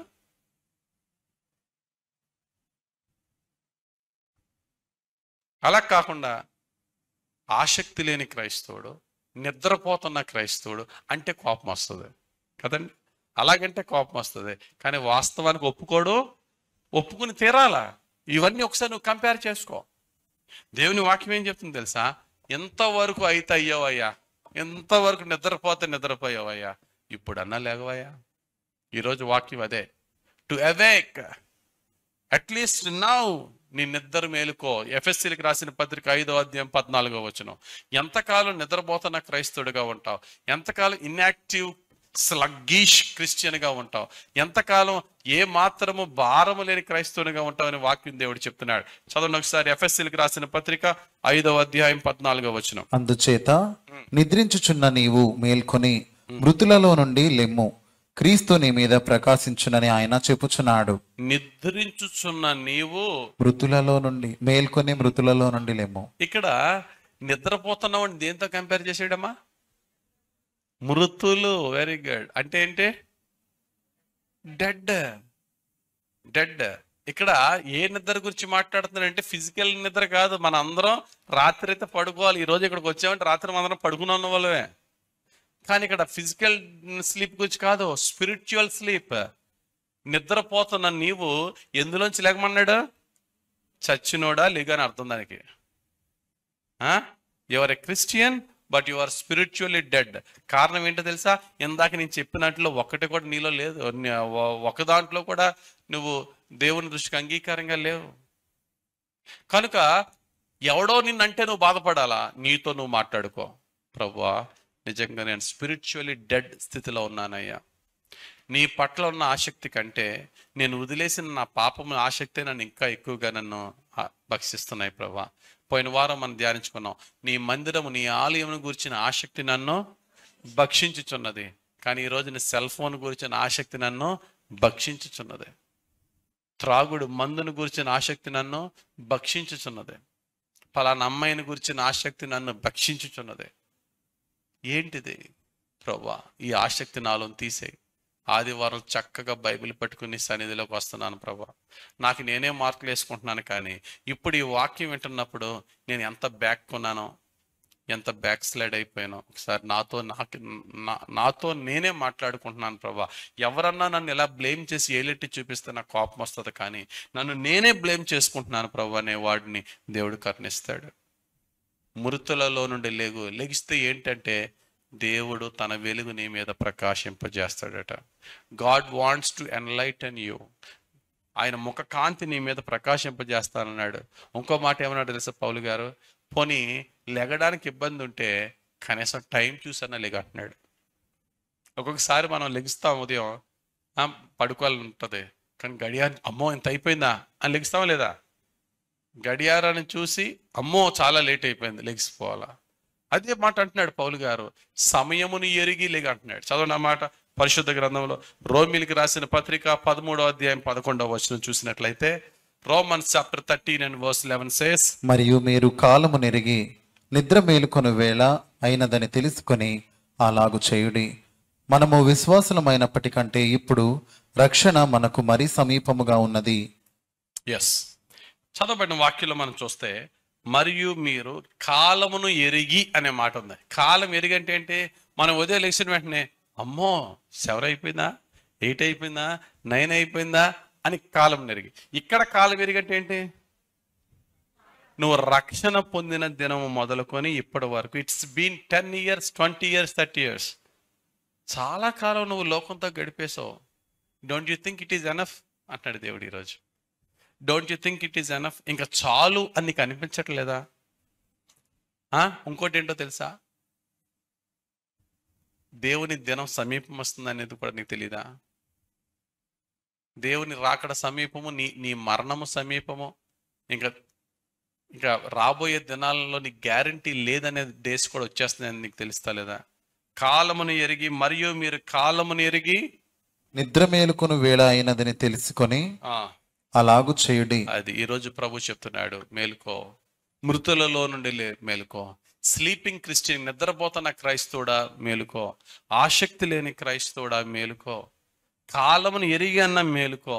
దేవుని యొక్క ముఖకాంతిని మీద ప్రకాశింపజేసి మరలా ఆయన బిడ్డగా మార్చుకోవాలని దేవుడు ఆసక్తి కలిగి ఉన్నాడు. ఇప్పుడన్నా మృతులలో నుండి పైకి లేగా. అయితే చాలా మంది ఏం చేస్తారు తెలుసా? పోల్చుకుంటారు. ఆయనతో పాటు నేను కూడా ప్రభులోకి ఒకేసారి వచ్చేస్తానండి అంటారు. చాలామంది కంపేర్ చేసుకుంటారు. నాకు ఈడు తోడున్నాడు కాబట్టి ఇద్దరం కలిసి ఒకేసారి మందు మానేస్తాంలే. ఆ అక్క కూడా ఇలాగే ఉంది, నేను ఇలాగే ఉన్నాను, మా ఆయన ఇలాగే. నో, ఎప్పుడు కూడా రక్షణ విషయంలో, ఆత్మీయత విషయంలో ఎవరిని తోడు పెట్టుకోవద్దు. ఏంటంటే తోడొద్దు. లోతు భార్య వెనక్కి తిరిగింది. లోతు ఏం చేశాడు? టాటా చెప్పి ముందుకు వెళ్ళిపోయాడు, అంతే. చేసేది ఏమీ లేదు. యేసు ప్రభు ఇస్తున్న వాగ్దానం ఏంటంటే, ఒక మంచం మీద ఇద్దరు పడుకున్నా ఒకరు ఎత్తబడతారు, ఇంకొకరు విడవబడతారు. దేనికంటే నువ్వు ప్రేమించే భార్య భర్త దేనికన్నా నువ్వు తోడుండు, కానీ నువ్వు మారు మనసు పొందడానికి కానీ, రక్షింపబడ్డానికి కానీ, ఉజ్జీవింపబడ్డానికి కానీ, దేవుని ఎదగడానికి కానీ తోడొద్దు. నువ్వు ఎదుగుతూ ఉండు, వాళ్ళని కూడా పైకి లేపడానికి ట్రై చేయి, ఎంతనా ఎదుగు, అంతేగాని వాళ్ళు కూడా అని చెప్పి నువ్వు వెనక్కి వెళ్ళొద్దు. అందుకని బైబిల్ ఏం చెప్తుంది తెలుసా? ఇతరుల వలె నువ్వు నిద్రపోవద్దు. చదవండి ఆ మాట ఒకసారి, అది కూడా చూద్దాం. తెస్సలోనికీయులకు రాసిన మొదటి పత్రిక 5వ అధ్యాయం 6వ వచనం. 1 Thessalonians chapter 5 and verse 6 says, కావున ఇతరుల వలె నిద్రపోక మెలకువగా ఉండి మత్తులము కాకయుందము. చాలు. తోడు తీసుకుని ఆడున్నాడు కదా తోడని నిద్రపోదు. ఇతరుల వల్ల ఇతరుల ప్లేస్లో ఎవరిని పెట్టాలా? చెప్పండి, ఇతరుల ప్లేస్లో ఎవరిని పెట్టుకోవాలా? ఎవరినన్నా, అది భార్య అయినా, కొడుకైనా, కూతురైనా. తను నిద్రపోతే నిద్రపోని ట్రై, నువ్వు మేలుకొని వీలైతే తను మేలుకోవాలని ట్రై చేయి. అంతేగాని వాడితో పాటు నువ్వు కూడా నిద్రపోవద్దు. మేలుకో, మేలుకో, మేలుకో అని ప్రభు చెప్తున్నాడు. Don't be a sleeping and inactive and sluggish Christian. నిద్రపోతున్నా లేక బద్ధకస్తుడు అయినటువంటి ఆసక్తి లేని క్రైస్తవుడిగా ఉండొద్దు. దేవుడి కొరకు ఫలించు, దేవుని కొరకు ఫలించు. ఎలా ఫలించమంటావండి? నేను ఆల్రెడీ మీరు చెప్పిన గుణగణాలన్నీ కూడా నాలో ఉన్నాయి. ఏంటి? ఉండకూడని గుణగణాలు. మరి వాటన్నిటిలోంచి నేను ఆసక్తికరమైన క్రైస్తవునిగా మారిపోవాలనుకుంటున్నాను. ఏం చేయాలండి? ఒక 5 విషయాలు చూద్దాం. ఈ 5 విషయాలు అన్కాంప్రమైజ్డ్గా మనలో ఉండాలి. అప్పుడు we can be active and a jealous Christian. దేవుని కొరకు మనము ఆసక్తి కలిగిన క్రైస్తవులుగా ఉండగలం. అందులో మొట్టమొదటిది ప్రభు మనకు చూపించింది, ప్రభు మనకి నేర్పించింది, అపోస్తులు పాటించింది, మనం పాటించవలసింది ఫస్ట్ ఏంటి? Solid prayer life. Uncompromised solid prayer life అంటే రాజీ పడని ప్రార్థనా జీవితం. రాజీ పడని ప్రార్థనా జీవితం. ఎటువంటి ప్రార్థనా జీవితం అంటే, నేను కొన్ని సంవత్సరాల నుంచి చెప్తున్నాను, అడుక్కుంటున్నాను సంఘాన్ని, 1 గంట అన్న ప్రార్థనలో గడపండి అమ్మా అని. చేసానా లేదా? చెప్పానా? ఎప్పటి నుంచి? చాలా సంవత్సరాల నుంచి చెప్తున్నాను. అయినా సగం మంది కూడా అటువంటి వారు లేరు నాకు తెలిసి. సంఘంలో సగం మంది కూడా రోజుకు 1 గంట ప్రార్థనలో గడిపేవారు లేరు అనుకుంటున్నాను. ఏమండి, గంటే ప్రార్థన చేయాలా? 45 నిమిషాలు ప్రార్థన చేస్తే దేవుడు వెండా? 45 నిమిషాలు కాదు, 4 సెకండ్లు చేసిన దేవుడు ప్రార్థన వింటాడు. మరి గంటని ఎందుకు ఫిక్స్ చేశారండి? జోసెఫ్ ఎడ్వర్డ్స్ ఫిక్స్ చేయలేదు గంటనే. నువ్వు శోధనలో ఉంటే కనుక ఆ గంట నీకు అప్లికబుల్. అబ్బే నాకు ఆ శోధనే లేదని నువ్వు గంట రాజు చేయక్కర్లేదు. ఇక్కడ నాకు శోధన లేని వాళ్ళు ఎవరు చేస్తారా? టెంప్టేషన్ కానీ ట్రయల్స్ కానీ లేని వాళ్ళు ఒక్కరు చేయేస్తాండి. స్పెషల్ సన్మానం ఫెలిసిటేషన్ పెడతాను. ఇంపాసిబుల్ కదా. శోధన లేనివాడు అంటే he should be a dead person. చచ్చినవాడికి శోధన ఉండదు, బతికున్నవాడికి శోధన ఉంటుంది. మరి శోధనలో పడకుండా లాగున మీరు మెలకువగా ఒక గడి అయినను నాతో మెలకువగా ఉండలేరా, ప్రార్థన చేయలేరా అని యేసు ప్రభు గెత్సెమనే తోటలో ఆయన శిష్యులతో అన్నాడా లేదా? మత్తయి సువార్త 26వ అధ్యాయం 40వ వచనం 41వ వచనం అదే చదువుతారు ఒకసారి. మత్తయి సువార్త 26వ అధ్యాయం 40-41 వచనాలు ఏమన్నాయమ్మా? ఆయన మరలా శిష్యుల యొద్దకు వచ్చి వారు నిద్రించుట చూచి, 1 గడి అయినను నాతో కూడా మేల్కొని ఉండలేరా? మీరు శోధనలో ప్రవేశించకుండానట్లు మెలకువగా ఉండి ప్రార్థన చేయుడి. ఆత్మసిద్ధమే గాని శరీరము బలహీనమని పేతురుతో చెప్పి. చూడండి, ఇక్కడ మీరు శోధనలో ప్రవేశించకుండానట్లు మెలకువగా ఉండి ప్రార్థన చేయుడి. ప్రార్థన దేనికి చెప్పండి? ఇప్పుడు దీన్ని బట్టి ప్రార్థన దేనికి చెప్పండి? శోధన జయించడానికి. In other words I can say prayer is a spiritual exercise. Physical exercise ఉంటుంది కదా, శరీరపరమైనటువంటి వ్యాయామం ఉంటుంది కదా. ఎందుకది? To make us physically strong, మన శరీరాన్ని బలపరచడానికి. కానీ ప్రార్థన అనే దాన్ని ఏమన్నాడండి? ఆత్మపరమైనటువంటి ఎక్సర్సైజ్, ఆత్మ సంబంధమైన ఎక్సర్సైజ్. అది ఎందుకు ఉపయోగపడుతుంది? మనల్ని ఆత్మీయంగా బలపరచడానికి, మనల్ని ఆత్మీయంగా స్ట్రెంథన్ చేయడానికి. ఫిజికల్గా మాత్రమే కాదు, స్పిరిచువల్గా మనల్ని స్ట్రెంథన్ చేయడానికి. మన ప్రార్థన శోధనలో మనల్ని నిలబెట్టేది మనల్ని. కాబట్టి అటువంటి ప్రార్థన జీవితం ఉందా? ప్రభు అన్నాడు 1 గడియ అన్నాడు. గడి అంటే ఏంటండి? గంట. 1 అవర్ సాలిడ్ ప్రేయర్ ఉందా? ప్రభువా 24 గంటల్లో ప్రతిరోజు 1 గంట ప్రార్థన చేయగలిగే శక్తి నాకు ఇవి ప్రభు అని దేవుణ్ణి అడగండి. ఒకవేళ మీకు ప్రార్థన చేయడం రాదనుకో, 1 గంట సేపు 10 నిమిషాలు ప్రార్థనకి ఇంకా నాకు ప్రార్థన రావట్లేదు అనుకో, ఖచ్చితంగా 50 నిమిషాలు మీ నోట్లో ఉండి యేసయ్యా యేసయ్యా ఆ పేరును ఉచ్చరించండి చాలు. నన్ను కరుణించండి అయ్యా, నన్ను క్షమించండి అయ్యా, నన్ను దీవించండి. ఇంకా నీకు తెలిసిన వాళ్ళందరి పేర్లు చెప్పి వాళ్ళ గురించి ఇంటర్సీడ్ చేయి. ఆ సహోదరిని కరుణించండి, ఆ బ్రదర్ని దీవించండి. నువ్వు అల్లారంలో ఫిక్స్ పెట్టేసుకో అంతే, 1 గంట. ఇంక మధ్య మధ్యలో గడియారం చూడకుండా అది మోగేంత వరకు నా ప్రభు నామాన్ని ఉచ్చరిస్తూ, నా ప్రభు నాకు తెలిపిన వాక్యాలని ధ్యానిస్తూ 1 గంట ఎక్స్క్లూజివ్గా నా ప్రభుతో గడపాలని ఫిక్స్ చేసుకో. దేవుడు ఖచ్చితంగా నీ జీవితాన్ని నీకు తెలియకుండానే ఆయన ఆత్మ నీ యొక్క ఆత్మలోనికి వచ్చి నిన్ను బలపరుస్తాడు, నిన్ను ఆసక్తి కలిగిన స్ట్రాంగ్ క్రిస్టియన్గా మార్చుతాడు. First 1 hour prayer. ఇక రెండవది నిన్ను నన్ను ఆత్మీయంగా ఎటువంటి అడ్డులు ఆటంకాల శోధనలు వచ్చినా నిలబెట్టేది రెండోది ఏంటో తెలుసా? భక్తుడైన మోషే చనిపోయిన తర్వాత ఇశ్రాయేల్ని అనుకున్నారు, మోషే లేడురా, మన బ్రతికేంటి, ఈ యొర్దాను నది ఎవడు దాటించగలడు, ఇంకా జయించవలసిన ఈ కానాన్ని మనం ఎలా జయించగలం, మన పని అయిపోయింది అనుకున్నారు. ఆ టైంలో మోషే కంటే బలమైన కార్యాలు చేసాడు ఎవరు? యెహోషువ. యెహోషువకి మోషే మీద ఉన్న అభిషేకాన్ని యెహోషువ మీదకి ఇచ్చి నువ్వు గొప్ప కార్యాలు చేస్తావని చెప్పే ముందు యెహోషువకి దేవుడు ఇచ్చిన ఇన్స్ట్రక్షన్ ఏంటో తెలుసా? నువ్వు ఒక పని చేయి, ఎవడు నీ ముందు నిలవలేడు. నువ్వు ఒక పని చేయి, నీ జీవితంలో ప్రతి ఏరియాలో ప్రాస్పర్ అవుతావు, అభివృద్ధి అవుతావు. ఏంటి ప్రభువా? నేను నీకు ఇచ్చి నీ ధర్మశాస్త్రాన్ని దివారాత్రులు ధ్యానించావు, ఎన్నడూ దాన్ని విడిచిపెట్టొద్దు. That's the most important thing you have to do అంటాడు. చదవండి యెహోషువ గ్రంథం 1వ అధ్యాయం 8వ వచనం. Joshua chapter 1 and verse 8 says, ఈ ధర్మశాస్త్ర గ్రంథమును నీవు బోధింపక తప్పిపోకూడదు, ఆ, దానిలో వ్రాయబడిన వాటన్నిటి ప్రకారము చేయుటకు నీవు జాగ్రత్త పడునట్లు దివారాత్రము దాన్ని ధ్యానించిన ఎడల నీ మార్గమును వర్ధిల చేసుకుని చక్కగా ప్రవర్తించదవు. నీవు చక్కగా ప్రవర్తించాలంటే, నీ మార్గంలో నువ్వు వర్ధిల్లాలంటే, నువ్వు కూలి పని చెయ్యి, కలెక్టర్ గారు అవ్వు, విద్యార్థిగా ఉండు, వ్యాపారిగా ఉండు, ఉద్యోగిగా ఉండు, ఎందులో అన్నా ఏ ఏరియాలో అయినా సరే నువ్వు ఫలించాలి అంటే, నువ్వు చక్కగా ఉండాలంటే, నువ్వు అభివృద్ధి పొందాలి అంటే నా ధర్మశాస్త్ర వాక్యాన్ని నిత్యము ధ్యానించు, దివారాత్రులు ధ్యానించు. నేను అంటాను ఈ రోజున తెలుగు చదవడం వచ్చి, ఒక భాష చదవడం వచ్చి నువ్వు బైబిల్ చదవకపోతే తప్పు నీదే. తెలుగు చదవడం రాదనుకో, ఈ రోజున చదువు రాని వాళ్ళు కూడా సెల్ ఫోన్లో యూట్యూబ్ని అన్నీ ఆపరేట్ చేస్తున్నారు కదా.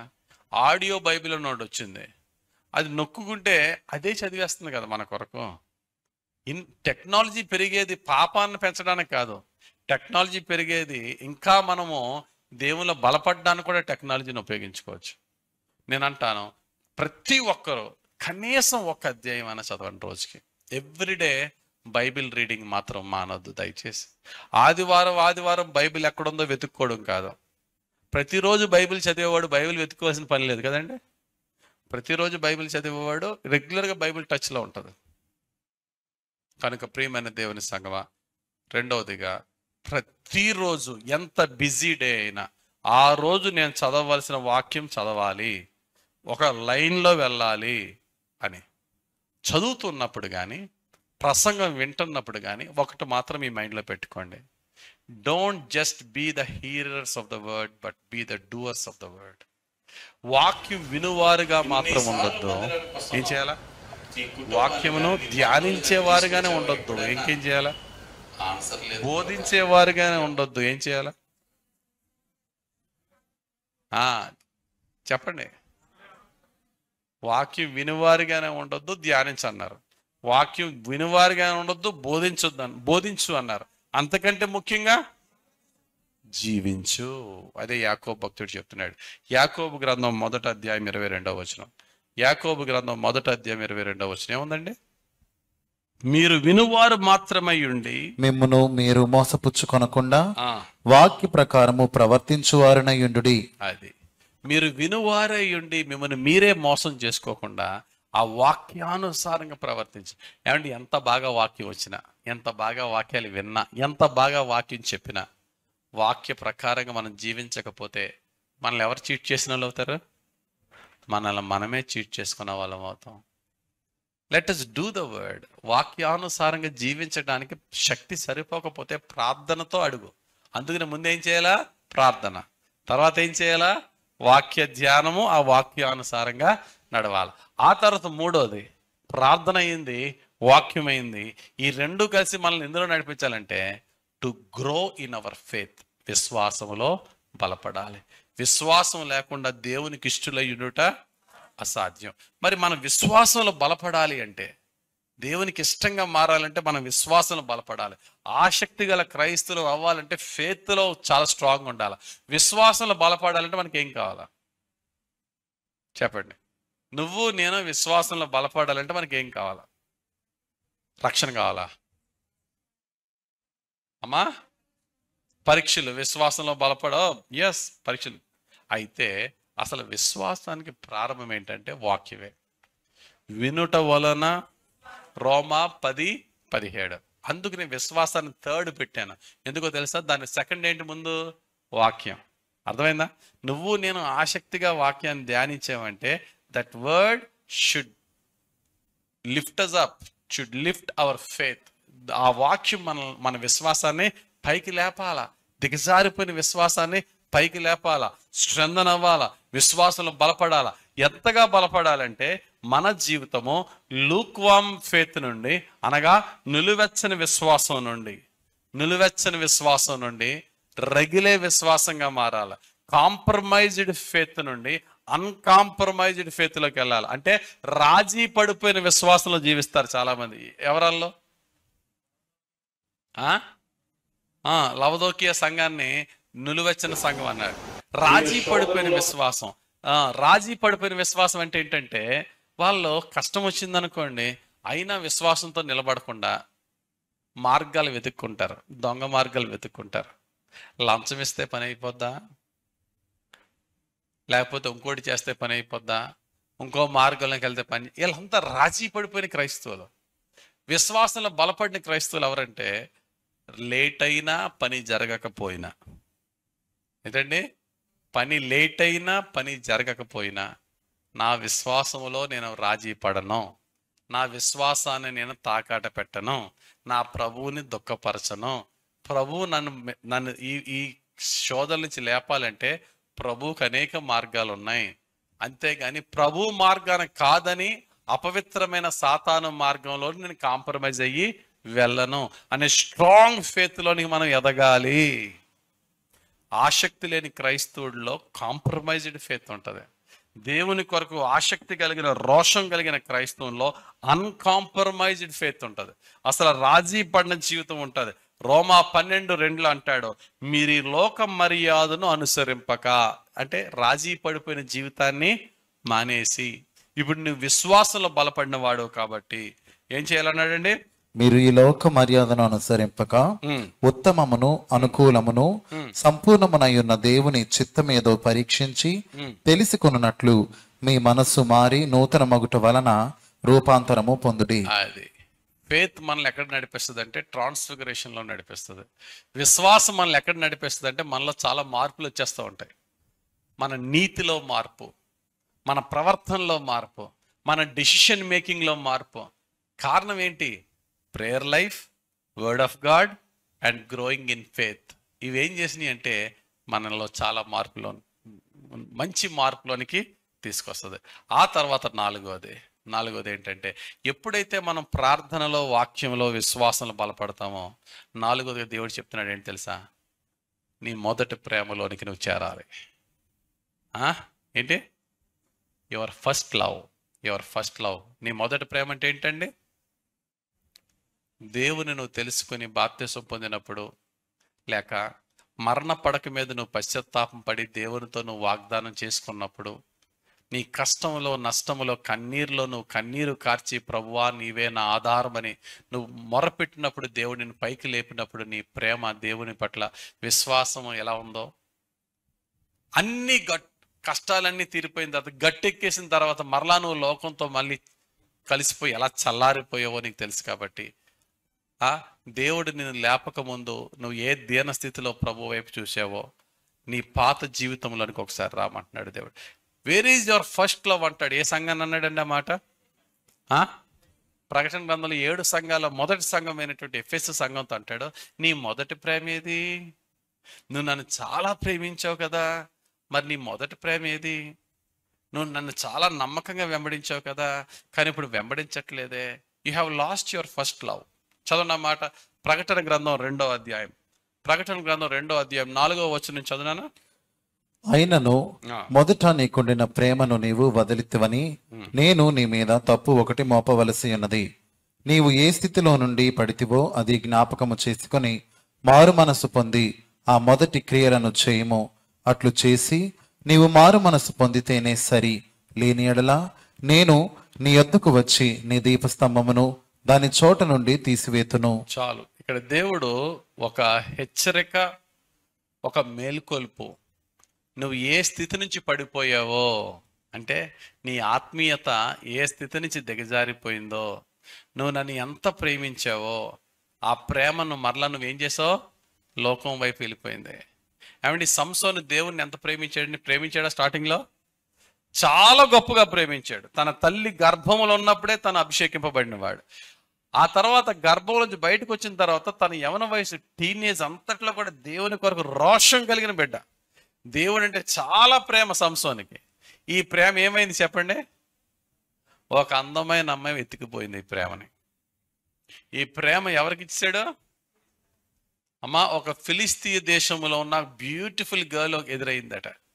ఎదురైతే ఆ అమ్మాయిని ప్రేమించడం ప్రారంభించాడు.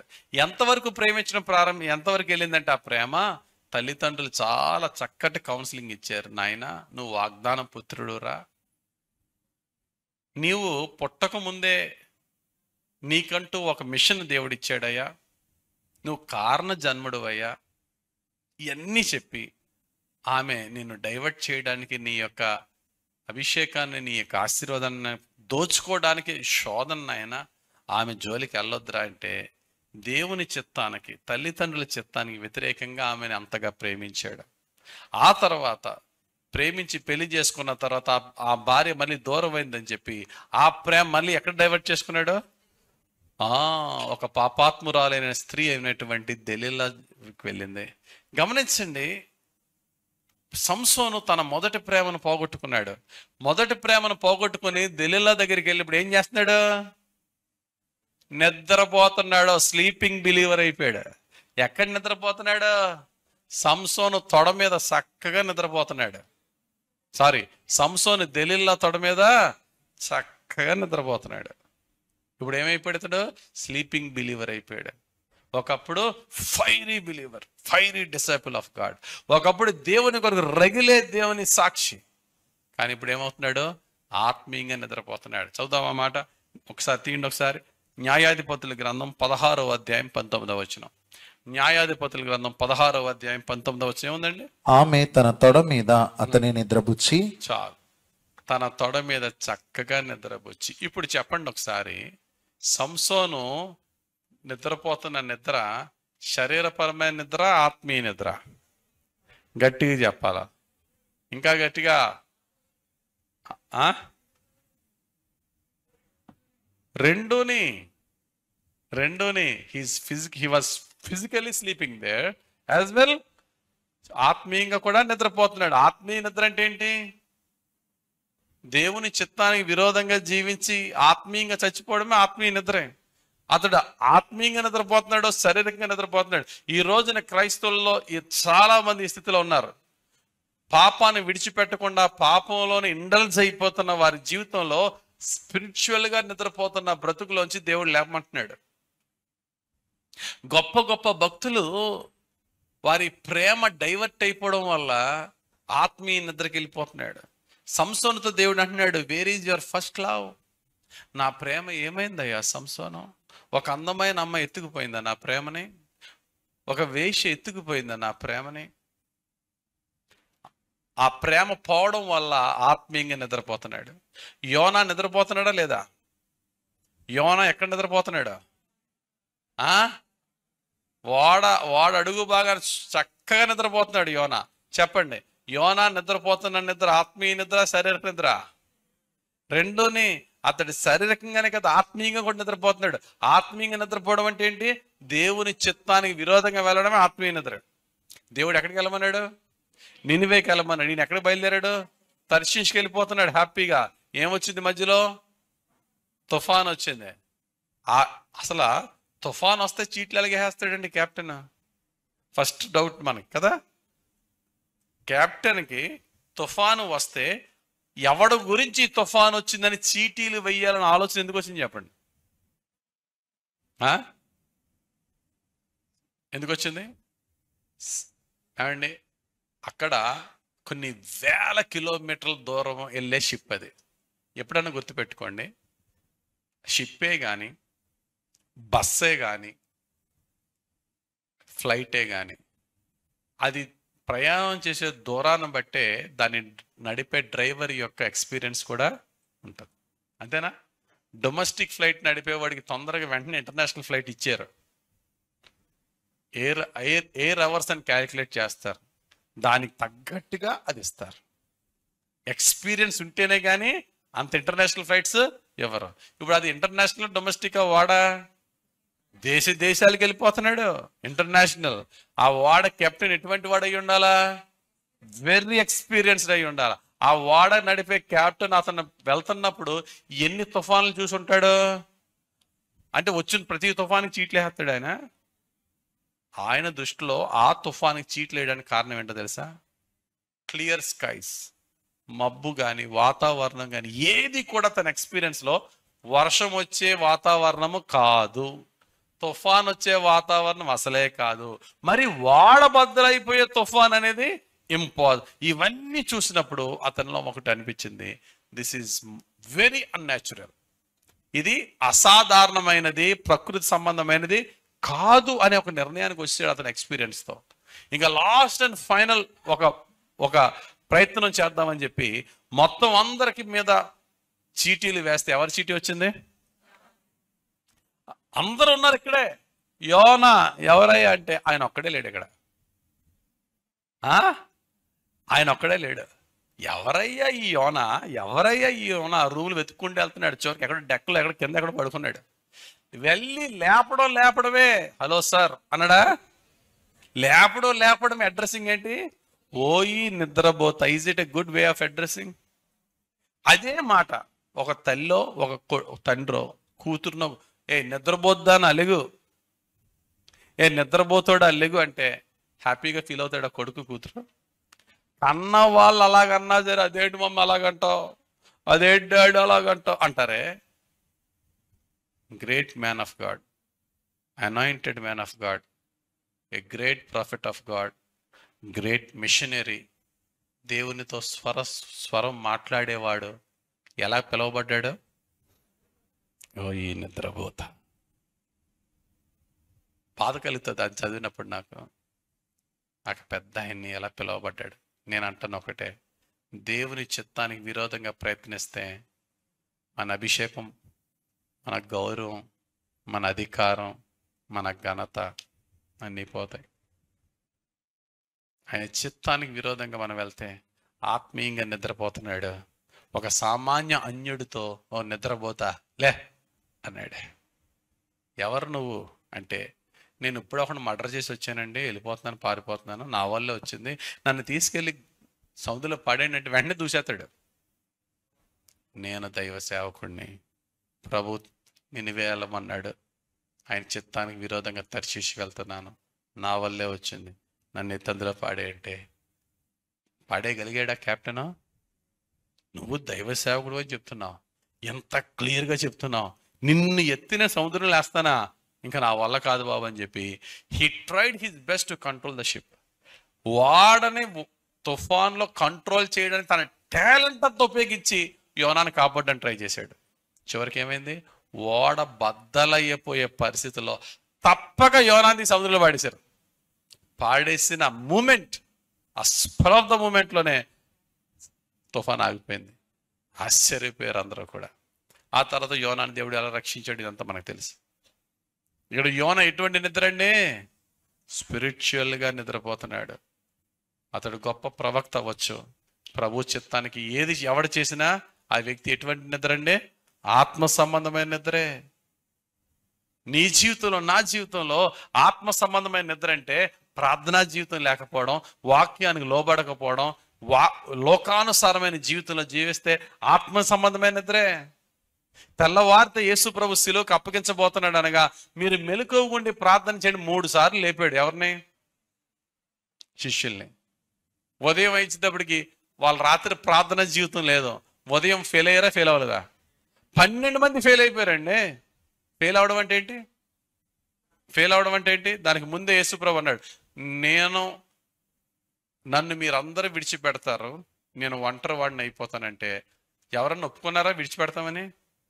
ఎవరో ఒప్పుకోలేదు. అయ్యా నిన్ను విడిచిపెట్టడమా? ఇంక పేతురైతే ఇంకొంచెం ఎక్కువ చెప్పాడు. కానీ అందరూ ఫెయిల్ అయిపోయారు. ఈవెన్ సిలువు దగ్గర ప్రత్యక్షమయ్యాడు కానీ యోహాను, కానీ గెత్సేమనే తోటలో యోహాను కూడా జంపు. కారణం సింపుల్ రీజన్ ఒకటే. ఏంటి చెప్పండి? ప్రేయర్లెస్నెస్. అందుకనే ప్రభు అన్నాడు, మీరు శోధనలో నిలబడాలంటే సాలిడ్ ప్రేయర్, ఒక గంట ప్రార్థన చేయండి. ప్రేయర్లెస్నెస్. వీళ్ళందరికీ దేవుడు అంటున్నాడు ఆత్మసిద్ధమే కానీ శరీరం బలహీనం. మనందరం అంతే 100% కూడా. we all wants to live holy but our body wants to enjoy. మనందరికీ ఆత్మీయంగా పరిశుద్ధంగా ఉండాలని ఉంటుంది, కానీ శరీరం ఏం చేస్తుంది? పనికి మళ్ళీ చూడాలనిపిస్తుంది, చేయకూడదు చేయాలనిపిస్తుంది, మాట్లాడకూడదు మాట్లాడాలనిపిస్తుంది, వినకూడదు వినాలనిపిస్తుంది, వెళ్ళకూడదు చోటకి వెళ్ళాలనిపిస్తుంది. మనం ఆత్మీయంగా మాత్రం పరిశుద్ధంగా ఉండాలంటుంది. దాన్ని జయించడానికే ప్రార్థనా జీవితం కావాలా? ఆత్మీయ నిద్ర. నేను అంటాను శారీరకంగా పడుకోవడం తప్పు. బైబిల్ ఏం చెప్తుంది తెలుసా? ఎల్లప్పుడూ మెలకువగా ఉండు అన్నాడు. అన్నాడా లేదా? బీ ఆల్వేస్ అవేక్ ఆల్వేస్ అన్నాడు. మరి ఎల్లప్పుడూ మెలకువగా ఉంటే ఎప్పుడు పడుకుంటాం మనం? చెప్పండి. ఎల్లప్పుడూ మెలకువగా ఉంటే మనం ఎప్పుడు పడుకుంటాం? పడుకోకపోతే మనం ఉండగలమా? ఇక్కడ ప్రభు చెప్తుంది ఎల్లప్పుడూ మెలకువగా ఉండండి అంటే శారీరకంగా కాదు, పడుకోవాలి. ఆత్మీయంగా మెలకువగా ఉండు. 5 బుద్ధి లేని కన్యలు, 5 బుద్ధి ఉన్న కన్యలు ఉన్నారండి. పెళ్లి కుమారుడు వచ్చే టైంలో ఎంతమంది పడుకున్నారు? 5 పడుకున్నారా? అది చెప్పండి. 5 బుద్ధి గల కన్యలు, 5 బుద్ధి లేని కన్యలు. పెళ్లి కుమారుడు వచ్చినప్పుడు ఎంతమంది పడుకున్నారు? 10 మంది పడుకుని పోయారు. నేనేమంటాను తెలుసా? 10 మందిలో 5 ఫిజికల్గా పడుకున్నారు, 5 ఫిజికల్ గాను స్పిరిచువల్ గాను కూడా పడుకుని పోయారు. ఆత్మీయ నిద్ర అంటే ఏంటో తెలుసా? ఆ రోజు నువ్వు దేవునితో చేసిన ఒప్పందాలు నెరవేర్చుకొని నిద్రపోవడమే. Did you complete your prayer commitment? ఆ రోజు చదవలసిన వాక్యాలు నువ్వు చదువుకున్నావా? ఆ రోజు నువ్వు దేవునితో గడపవలసిన ప్రేయర్ టైం నువ్వు గడిపేవా? ఇంట్లో ఫ్రెండ్స్ వచ్చారని టైం అంతా వేస్ట్ అయిపోయింది. కనీసం పడుకునే ముందు నువ్వు అది ఫుల్ఫిల్ చేసుకోవాలి కదా. ఒక అకౌంటబిలిటీ ఉండాలి కదా. వీళ్ళు చక్కగా ప్రిపేర్ అయ్యి వచ్చేసారు కానీ సరైనటువంటి సిద్ధపాటు లేక పెళ్లి కుమారుడు వచ్చే టయానికి దీపాలు ఆరిపోతాడని దీపాలలో నూనె వేసుకుని వచ్చే లోపల ఏమైపోయిందండి? పెళ్లి కుమారుడు వచ్చాడు, వీళ్ళు తీసుకెళ్ళిపోయాడు, తలుపు కొడితే మీరు ఎవరో నాకు తెలియదు, గెట్ అవుట్, ఫినిష్. అటువంటి ఆత్మీయ నిద్ర మనలో ఉండకూడదు. అటువంటి ఆత్మీయ నిద్ర కనుక మనలో ఉంటే దేవుడు మనం పిలిచే టయానికి చాలా ప్రమాదం గురవుతుంది. ఏమంటే యోనా గారి నిద్రను చూసి ఒక పాఠం మనం నేర్చుకోవాలండి. యోనా గారు ఓడలో ఆత్మీయ నిద్రపోతున్న యోనాను చూసి ఒక పాఠం నేర్చుకోవాలి. ఏంటో తెలుసా పాఠం? ఆత్మీయంగా మన ఇంట్లో ఆత్మీయంగా నిద్రపోతున్న ఒకడు వల్ల ఇంటంతటి మీదకి డిజాస్టర్ వస్తుంది. అంతేనా? దేవుడే తోసేచ్చు కదా ఆ సముద్రంలో. అంత తుఫాను వచ్చి వాళ్ళందరినీ బాధ పెట్టే బదులు అంటే హీఈస్ విత్ దెమ్. ఆడు ఎక్కడున్నాడో ఆ ఇంటికి, ఆ వ్యక్తి ఎక్కడున్నాడో ఆ ఇంటి మీదకి డిజాస్టర్ వస్తుంది. ఒక్క యోనా వల్ల కుటుంబం మీద అంత మీదకి వచ్చింది. ఒక్క సంసోను వల్ల ఇస్రాయేల్ దేశం శ్రమలు బాధలు పడ్డది ఫిలిస్తీన్ల ద్వారా. సంసోను ఆత్మీయంగా యాక్టివ్గా ఉన్నప్పుడు ఇస్రాయేల్ దేశం చాలా హ్యాపీగా ఉంది. సంసోను ఆత్మీయంగా డిజాస్టర్ అయిపోయినప్పుడు చూడండి, ఒక్కొక్క న్యాయాధిపతి పడిపోయినప్పుడల్లా శ్రమలు వచ్చేసి, అలా కుటుంబంలో ఒక తల్లిగా ఒక తండ్రిగా ఒక్కడు ఆత్మీయంగా నిద్రపోతూ ఉంటే కుటుంబం అంతటి మీదకి డిజాస్టర్ వస్తుంది. జాగ్రత్త. కుటుంబం అంతా సఫర్ అవ్వాలి. జాగ్రత్త. మేలుకొందాం. కాబట్టి మొదటి ప్రేమలోనికి మరలా వెళ్దాం. ఆ మొదటి ప్రేమ దేవుని పట్ల, ఆ మొదటి ప్రేమ మనము ఈ లోకాశక్తులకు వెళ్ళిపోవడం వల్ల ఆత్మీయంగా నిద్రపోయిన వారమయ్యాం. అనేకమైన కష్టాలు తెచ్చుకున్నాం. మరలా ప్రభు పాదాలు పట్టుకుందాం. ప్రభా, ఇదిగో నీ పాదాల యొద్దకు వచ్చాను. అది బాగుంది, ఇది బాగుంది అని చెప్పేసి నా ఫ్రెండ్స్తో కలిసి ఎంజాయ్ చేసి కుటుంబంలో ఎన్నో తుఫాన్లు నా కుటుంబాన్ని తాకేసినాయి ప్రభా. ఎన్నో కుటుంబాలు నా కుటుంబాన్ని ఎన్నో తుఫాన్లు నా కుటుంబాన్ని మొక్కలు చేసినాయి ప్రభా. ఇదిగో నీ పాదాల యొద్దకు వచ్చాను. ఈసారి నిన్ను హృదయపూర్వకంగా ప్రేమించి ఆసక్తిగా వెంబడిస్తానని చెప్పి దేవుడిని అడుగు. ఎన్నైనాయండి? 4 అయినాయి. మొట్టమొదటిది ఏంటి? 1 గంట ప్రార్థన చేయండి ప్రతిరోజు. రెండోది ఏంటి చెప్పండి? కనీసం 1 అధ్యాయం అన్న రోజుకి దేవుని సన్నిధిలో చదవండి. మూడోది ఏంటి? అది ఎంత వాక్యం వింటావో, ఎంత వాక్యం చదువుతావో దాని ప్రకారంగా జీవించి విశ్వాసంలో అన్కాంప్రమైజ్డ్ ఫెయిత్లోనికి ఎదుగు, రాజీ పడని విశ్వాసంలోనికి ఎదుగు. 4వది ఏంటండి? నీ మొదట ప్రేమలోకి వచ్చే మరలా, లేకపోతే నీ దీపస్తంభాన్ని నీ ఇంటిని లేపేస్తానంటున్నాడు దేవుడు. కుటుంబం మీదకి డిజాస్టర్ వస్తుంది, జాగ్రత్త. దేవుని మొదటి ప్రేమలోకి రా. ఈ విధంగా 4 మన జీవితంలో ఫుల్ఫిల్ అయినప్పుడు 5వది ఏంటో తెలుసా? 5వది చేయవలసిన మన పని ఏంటంటే, ప్రభువా ఇప్పుడు నేను జలస్ క్రిస్టియన్గా మారాను ప్రభా, ఆసక్తి గలమైన క్రైస్తవునిగా మారాను ప్రభా. దానికి ఉదాహరణ, దానికి ఎగ్జాంపులే, దానికి చిహ్నమే ఇదిగో నీ కాడిని నా మీద పెట్టుకుంటున్నాను ప్రభా. Bear the yoke. 5th point is bear the yoke of God's kingdom. దేవుని రాజ్యం అనే భారాన్ని మీ భుజాల మీద పెట్టుకోండి. 5వది. దానివల్ల లాభం ఏంటండి అంటారేమో, ప్రభువే చెప్తున్నాడు కదా, సమస్త భారం మోయిచున్న వారులారా నా యొద్దకు రండి, నా కాడి మోయండి, మీకు విశ్రాంతి కలుగుతుంది. మన మీద కాడులు ఉన్నాయండి? చెప్పండి అమ్మా, మన మీద కాడులు ఉన్నాయా? ఎన్ని కాడులు ఉన్నాయి? ఆర్థిక ఇబ్బందులనే కాడు ఉందా లేదా? అనారోగ్యాలనే కాడు ఉందా లేదా? పిల్లల్ని సెటిల్ చేయాలనే కాడు ఉందా లేదా? ఇంకా అనేకమైన కాడులు ఉన్నాయి లేదా? అన్నిటికన్నా పెద్ద కాడి పాపం అనే కాడు ఉందా లేదా? అదో భయంకరం. ఇన్ని కాడులతో మన కుటుంబాన్ని ముందుకు కష్టపడి తీసుకెళ్తున్నాం. అందుకనే సమస్త భారాలు అన్నాడు దేవుడు. ఇన్ని కాడులు ఉంటే ఉండుగాక వాటి మీద నా కాడి పెట్టుకొని ఆయన. ఇన్ని కాడులు ఉన్నప్పటికీ ప్రభువా, విజిటింగ్గా చర్చికి వచ్చి విజిట్ చేసి వెళ్ళిపోయినోడుగా కాకుండా ఖచ్చితంగా నీ సేవలో నేను ఇన్వాల్వ్ అవుతాను. నీ సేవకునికి కనీసం నీ సేవకుడి చేతుల మీద నీళ్ళు వేస్తాను కడుక్కుంటే. నీ సేవలో, నీ సంఘములో, నీ యొక్క సేవకులతో పాటు నేను కూడా ఎంతో కొంత నా డిగ్నిటీ, నా హోదా, నా ఫైనాన్షియల్ స్టేటస్, నా సోషల్ స్టేటస్, నా అకాడమిక్ ఎక్సలెన్స్ అన్ని పక్కన పెట్టి ఏదో ఒకటి చిన్నదైనా పెద్దదైనా నీ సన్నిధిలో పనిచేస్తాను ప్రభు అని దేవుని కాడి నీ మీద మోస్తే, నువ్వు మీద పెట్టుకుంటే దేవుడు అంటున్నాడు, నీ కాడులన్నిటి నుండి దేవుడు నిన్ను తేలిక చేస్తాడు. అన్ని కాడులు నీకు తెలియకుండానే నీ ఫ్యామిలీలో ఉన్న కాడులన్నీ చాలా సులువుగా సాల్వ్ అయిపోతూ ఉంటాయి. చదువుదాం ఆ మాట. మత్తయి సువార్త 11వ అధ్యాయం 28వ వచనం నుండి. మత్తయి సువార్త 11వ అధ్యాయం 28వ వచనం చూసినట్లయితే, ప్రయాసపడి భారం మోసుకొనుచున్న సమస్త జనులారా నా యొద్దకు రండి, నేను మీకు విశ్రాంతి కలుగజేతును. నేను సాత్వికుడను, దీన మనసు గలవాడను గనుక మీ మీద నా కాడి ఎత్తుకొని నా యొద్ద నేర్చుకొనుడి, అప్పుడు మీ ప్రాణములకు విశ్రాంతి దొరకును. ఏలయనగా నా కాడి సులువుగాను నా భారము తేలికగాను ఉన్నవి. ఇక్కడ ప్రభు చెప్తున్న మాట ఏంటంటే, నీ కష్టములో, నష్టములో, ఇబ్బందులో నా కాడి పెట్టుకో. సాతానుడు ఏమంటాడు తెలుసా? నీకు ఏ కాడి లేనట్టు మళ్ళీ ఆ కాడి ఎందుకు అంటాడు? ఎవరితో అంటాడు? ఎవరి ద్వారా అంటాడు? మన ఇంట్లో వాళ్ళే అంటారు. ఒక ఆయన అంటున్నాడు, ఏ చర్చికి రావట్లేదేంటి అంటే, అయ్యగారు తెలియదు ఏముంది అయ్యగారు, ఏంటి చెప్పర్లేదు అన్నాను. బోల్డన్ని అప్పులు ఉన్నాయండి. అప్పులుంటే ఎందుకు చర్చికి మానేయాలంటే, మరి ఆటో వేసుకోవాలి కదండి.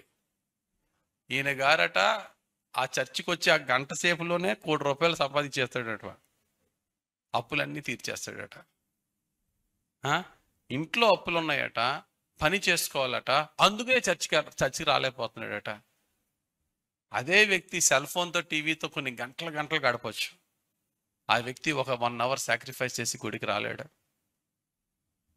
ప్రభు అంటున్నాడు ఈ రోజున, ధైర్యంగా నా కాడి నీ భుజాల మీద పెట్టుకో. అంటే నా పని, నా రాజ్యానికి ఉపయోగపడే పని, నా పరిచర్య ఏదన్నా నువ్వు నీ భుజాల మీద పెట్టుకో. నీకున్న అప్పులు అవ్వచ్చు, ఎన్నో కాడులు అవ్వచ్చు. ప్రవహిస్తున్న గ్యారంటీ ఏంటో తెలుసా? నీ కాడులన్నీ నేను తేలిక చేస్తా. నా కాడి మోసినప్పుడు ఆటోమేటిక్గా నీ కాడిని నేను మోస్తానని చెప్తున్నాడు. ఈ 5 పనులు మనం చేద్దాం. ఈ 5 పనులు కనుక మనం చేయగలిగితే మనం ప్రభు దృష్టికి ఆసక్తి కలిగిన క్రైస్తవులం అవుతాం. స్లీపింగ్ క్రిస్టియన్స్గా, నిద్రపోతున్న క్రైస్తవులుగా, ఆసక్తి లేని క్రైస్తవులుగా మనం ఉండం. ఏంటి 5? ప్రార్థనా జీవితము, వాక్య ధ్యానము, వాక్యానుసారమైన జీవితం, విశ్వాసములో రాజీ పడని జీవితము. 4వది, ఏ ప్రేమను విడిచిపెట్టొచ్చామో మరలా దేవుని ప్రేమను ఎలా ప్రేమించాలా? నేను ఇంతకుముందు నా పాపాన్ని ఎలా ప్రేమించానో అంతగా నా ప్రభుని ప్రేమించినప్పుడు, ఇష్టంగా దేవుని కాడి నా మీద పెట్టుకున్నప్పుడు దేవుడు నన్ను ఆయన దృష్టికి చాలా విలువైన వ్యక్తిగా ట్రీట్ చేస్తాడు. నా జీవితంలో, నీ జీవితంలో మనం అలా జీవిస్తే మన కాడులన్నీ తేలిక చేస్తాడు. మన ఇంటి నిండా, కుటుంబం నిండా సమాధానాన్ని ఇస్తాడు. ఏ కార్యము, ఏ మేలు చేస్తే మన జీవితం తృప్తి పొందుతామో, ఏ దక్షిణ హస్త కార్యము దేవుడు చేస్తే మనసంతా సమాధానంతో నింపబడతో, ఆ కార్యాలు యేసయ్య చేసి మనల్ని దీవిస్తాడు. దేవుడి వాక్యం మనందరి జీవితంలో నెరవేర్చునుగాక. ఆమేన్. ప్రార్థన చేసుకుందాం. తలలు వంచండి. మహాగణుడా, మహోన్నతుడా, పరిశుద్ధుడా, సర్వశక్తిమంతుడా, నీ యొక్క వాక్యాలతో మమ్ములను పోషిస్తున్నందుకు వందనాలు.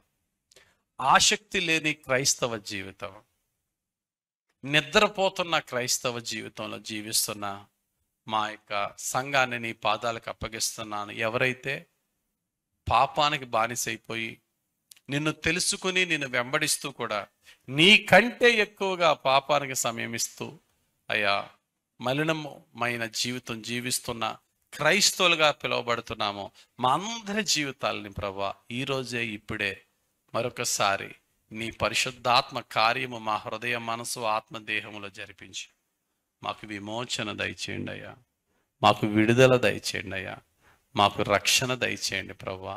సంపూర్ణమైనటువంటి ఆసక్తికరమైనటువంటి మరలా నిన్ను ప్రేమించే ఆ మొదటి ప్రేమలోనికి వచ్చే క్రైస్తవులుగా మమ్మల్ని మార్చండి. నమ్మకమైన క్రైస్తవులుగా మార్చండి. మేము ఇంతకుముందు పాపాన్ని ఇష్టపడినప్పుడు ఎటువంటి ఆసక్తితో పాపాన్ని ఆస్వాదించామో ఆ విధంగా నిన్ను ఆస్వాదించగలిగే జీవితం మా చివరి శ్వాస వరకును దయచేయండి. నీ పరిశుద్ధాత్మతో మమ్మల్ని బలపరచండి. ధ్యానించిన వాక్యము మా అందరి జీవితంలో రక్షణ వాక్యముగా ఫలింపజేయమని యేసుక్రీస్తు వారి పరిశుద్ధ నామములో నీ పరిశుద్ధమైన పాదాలకు, నీ విమోచనకు మమ్మల్ని అప్పగించుకొని ప్రార్థించి వేడుకొనుచున్నాము మా పరమ తండ్రి. Amen. Amen. God bless you.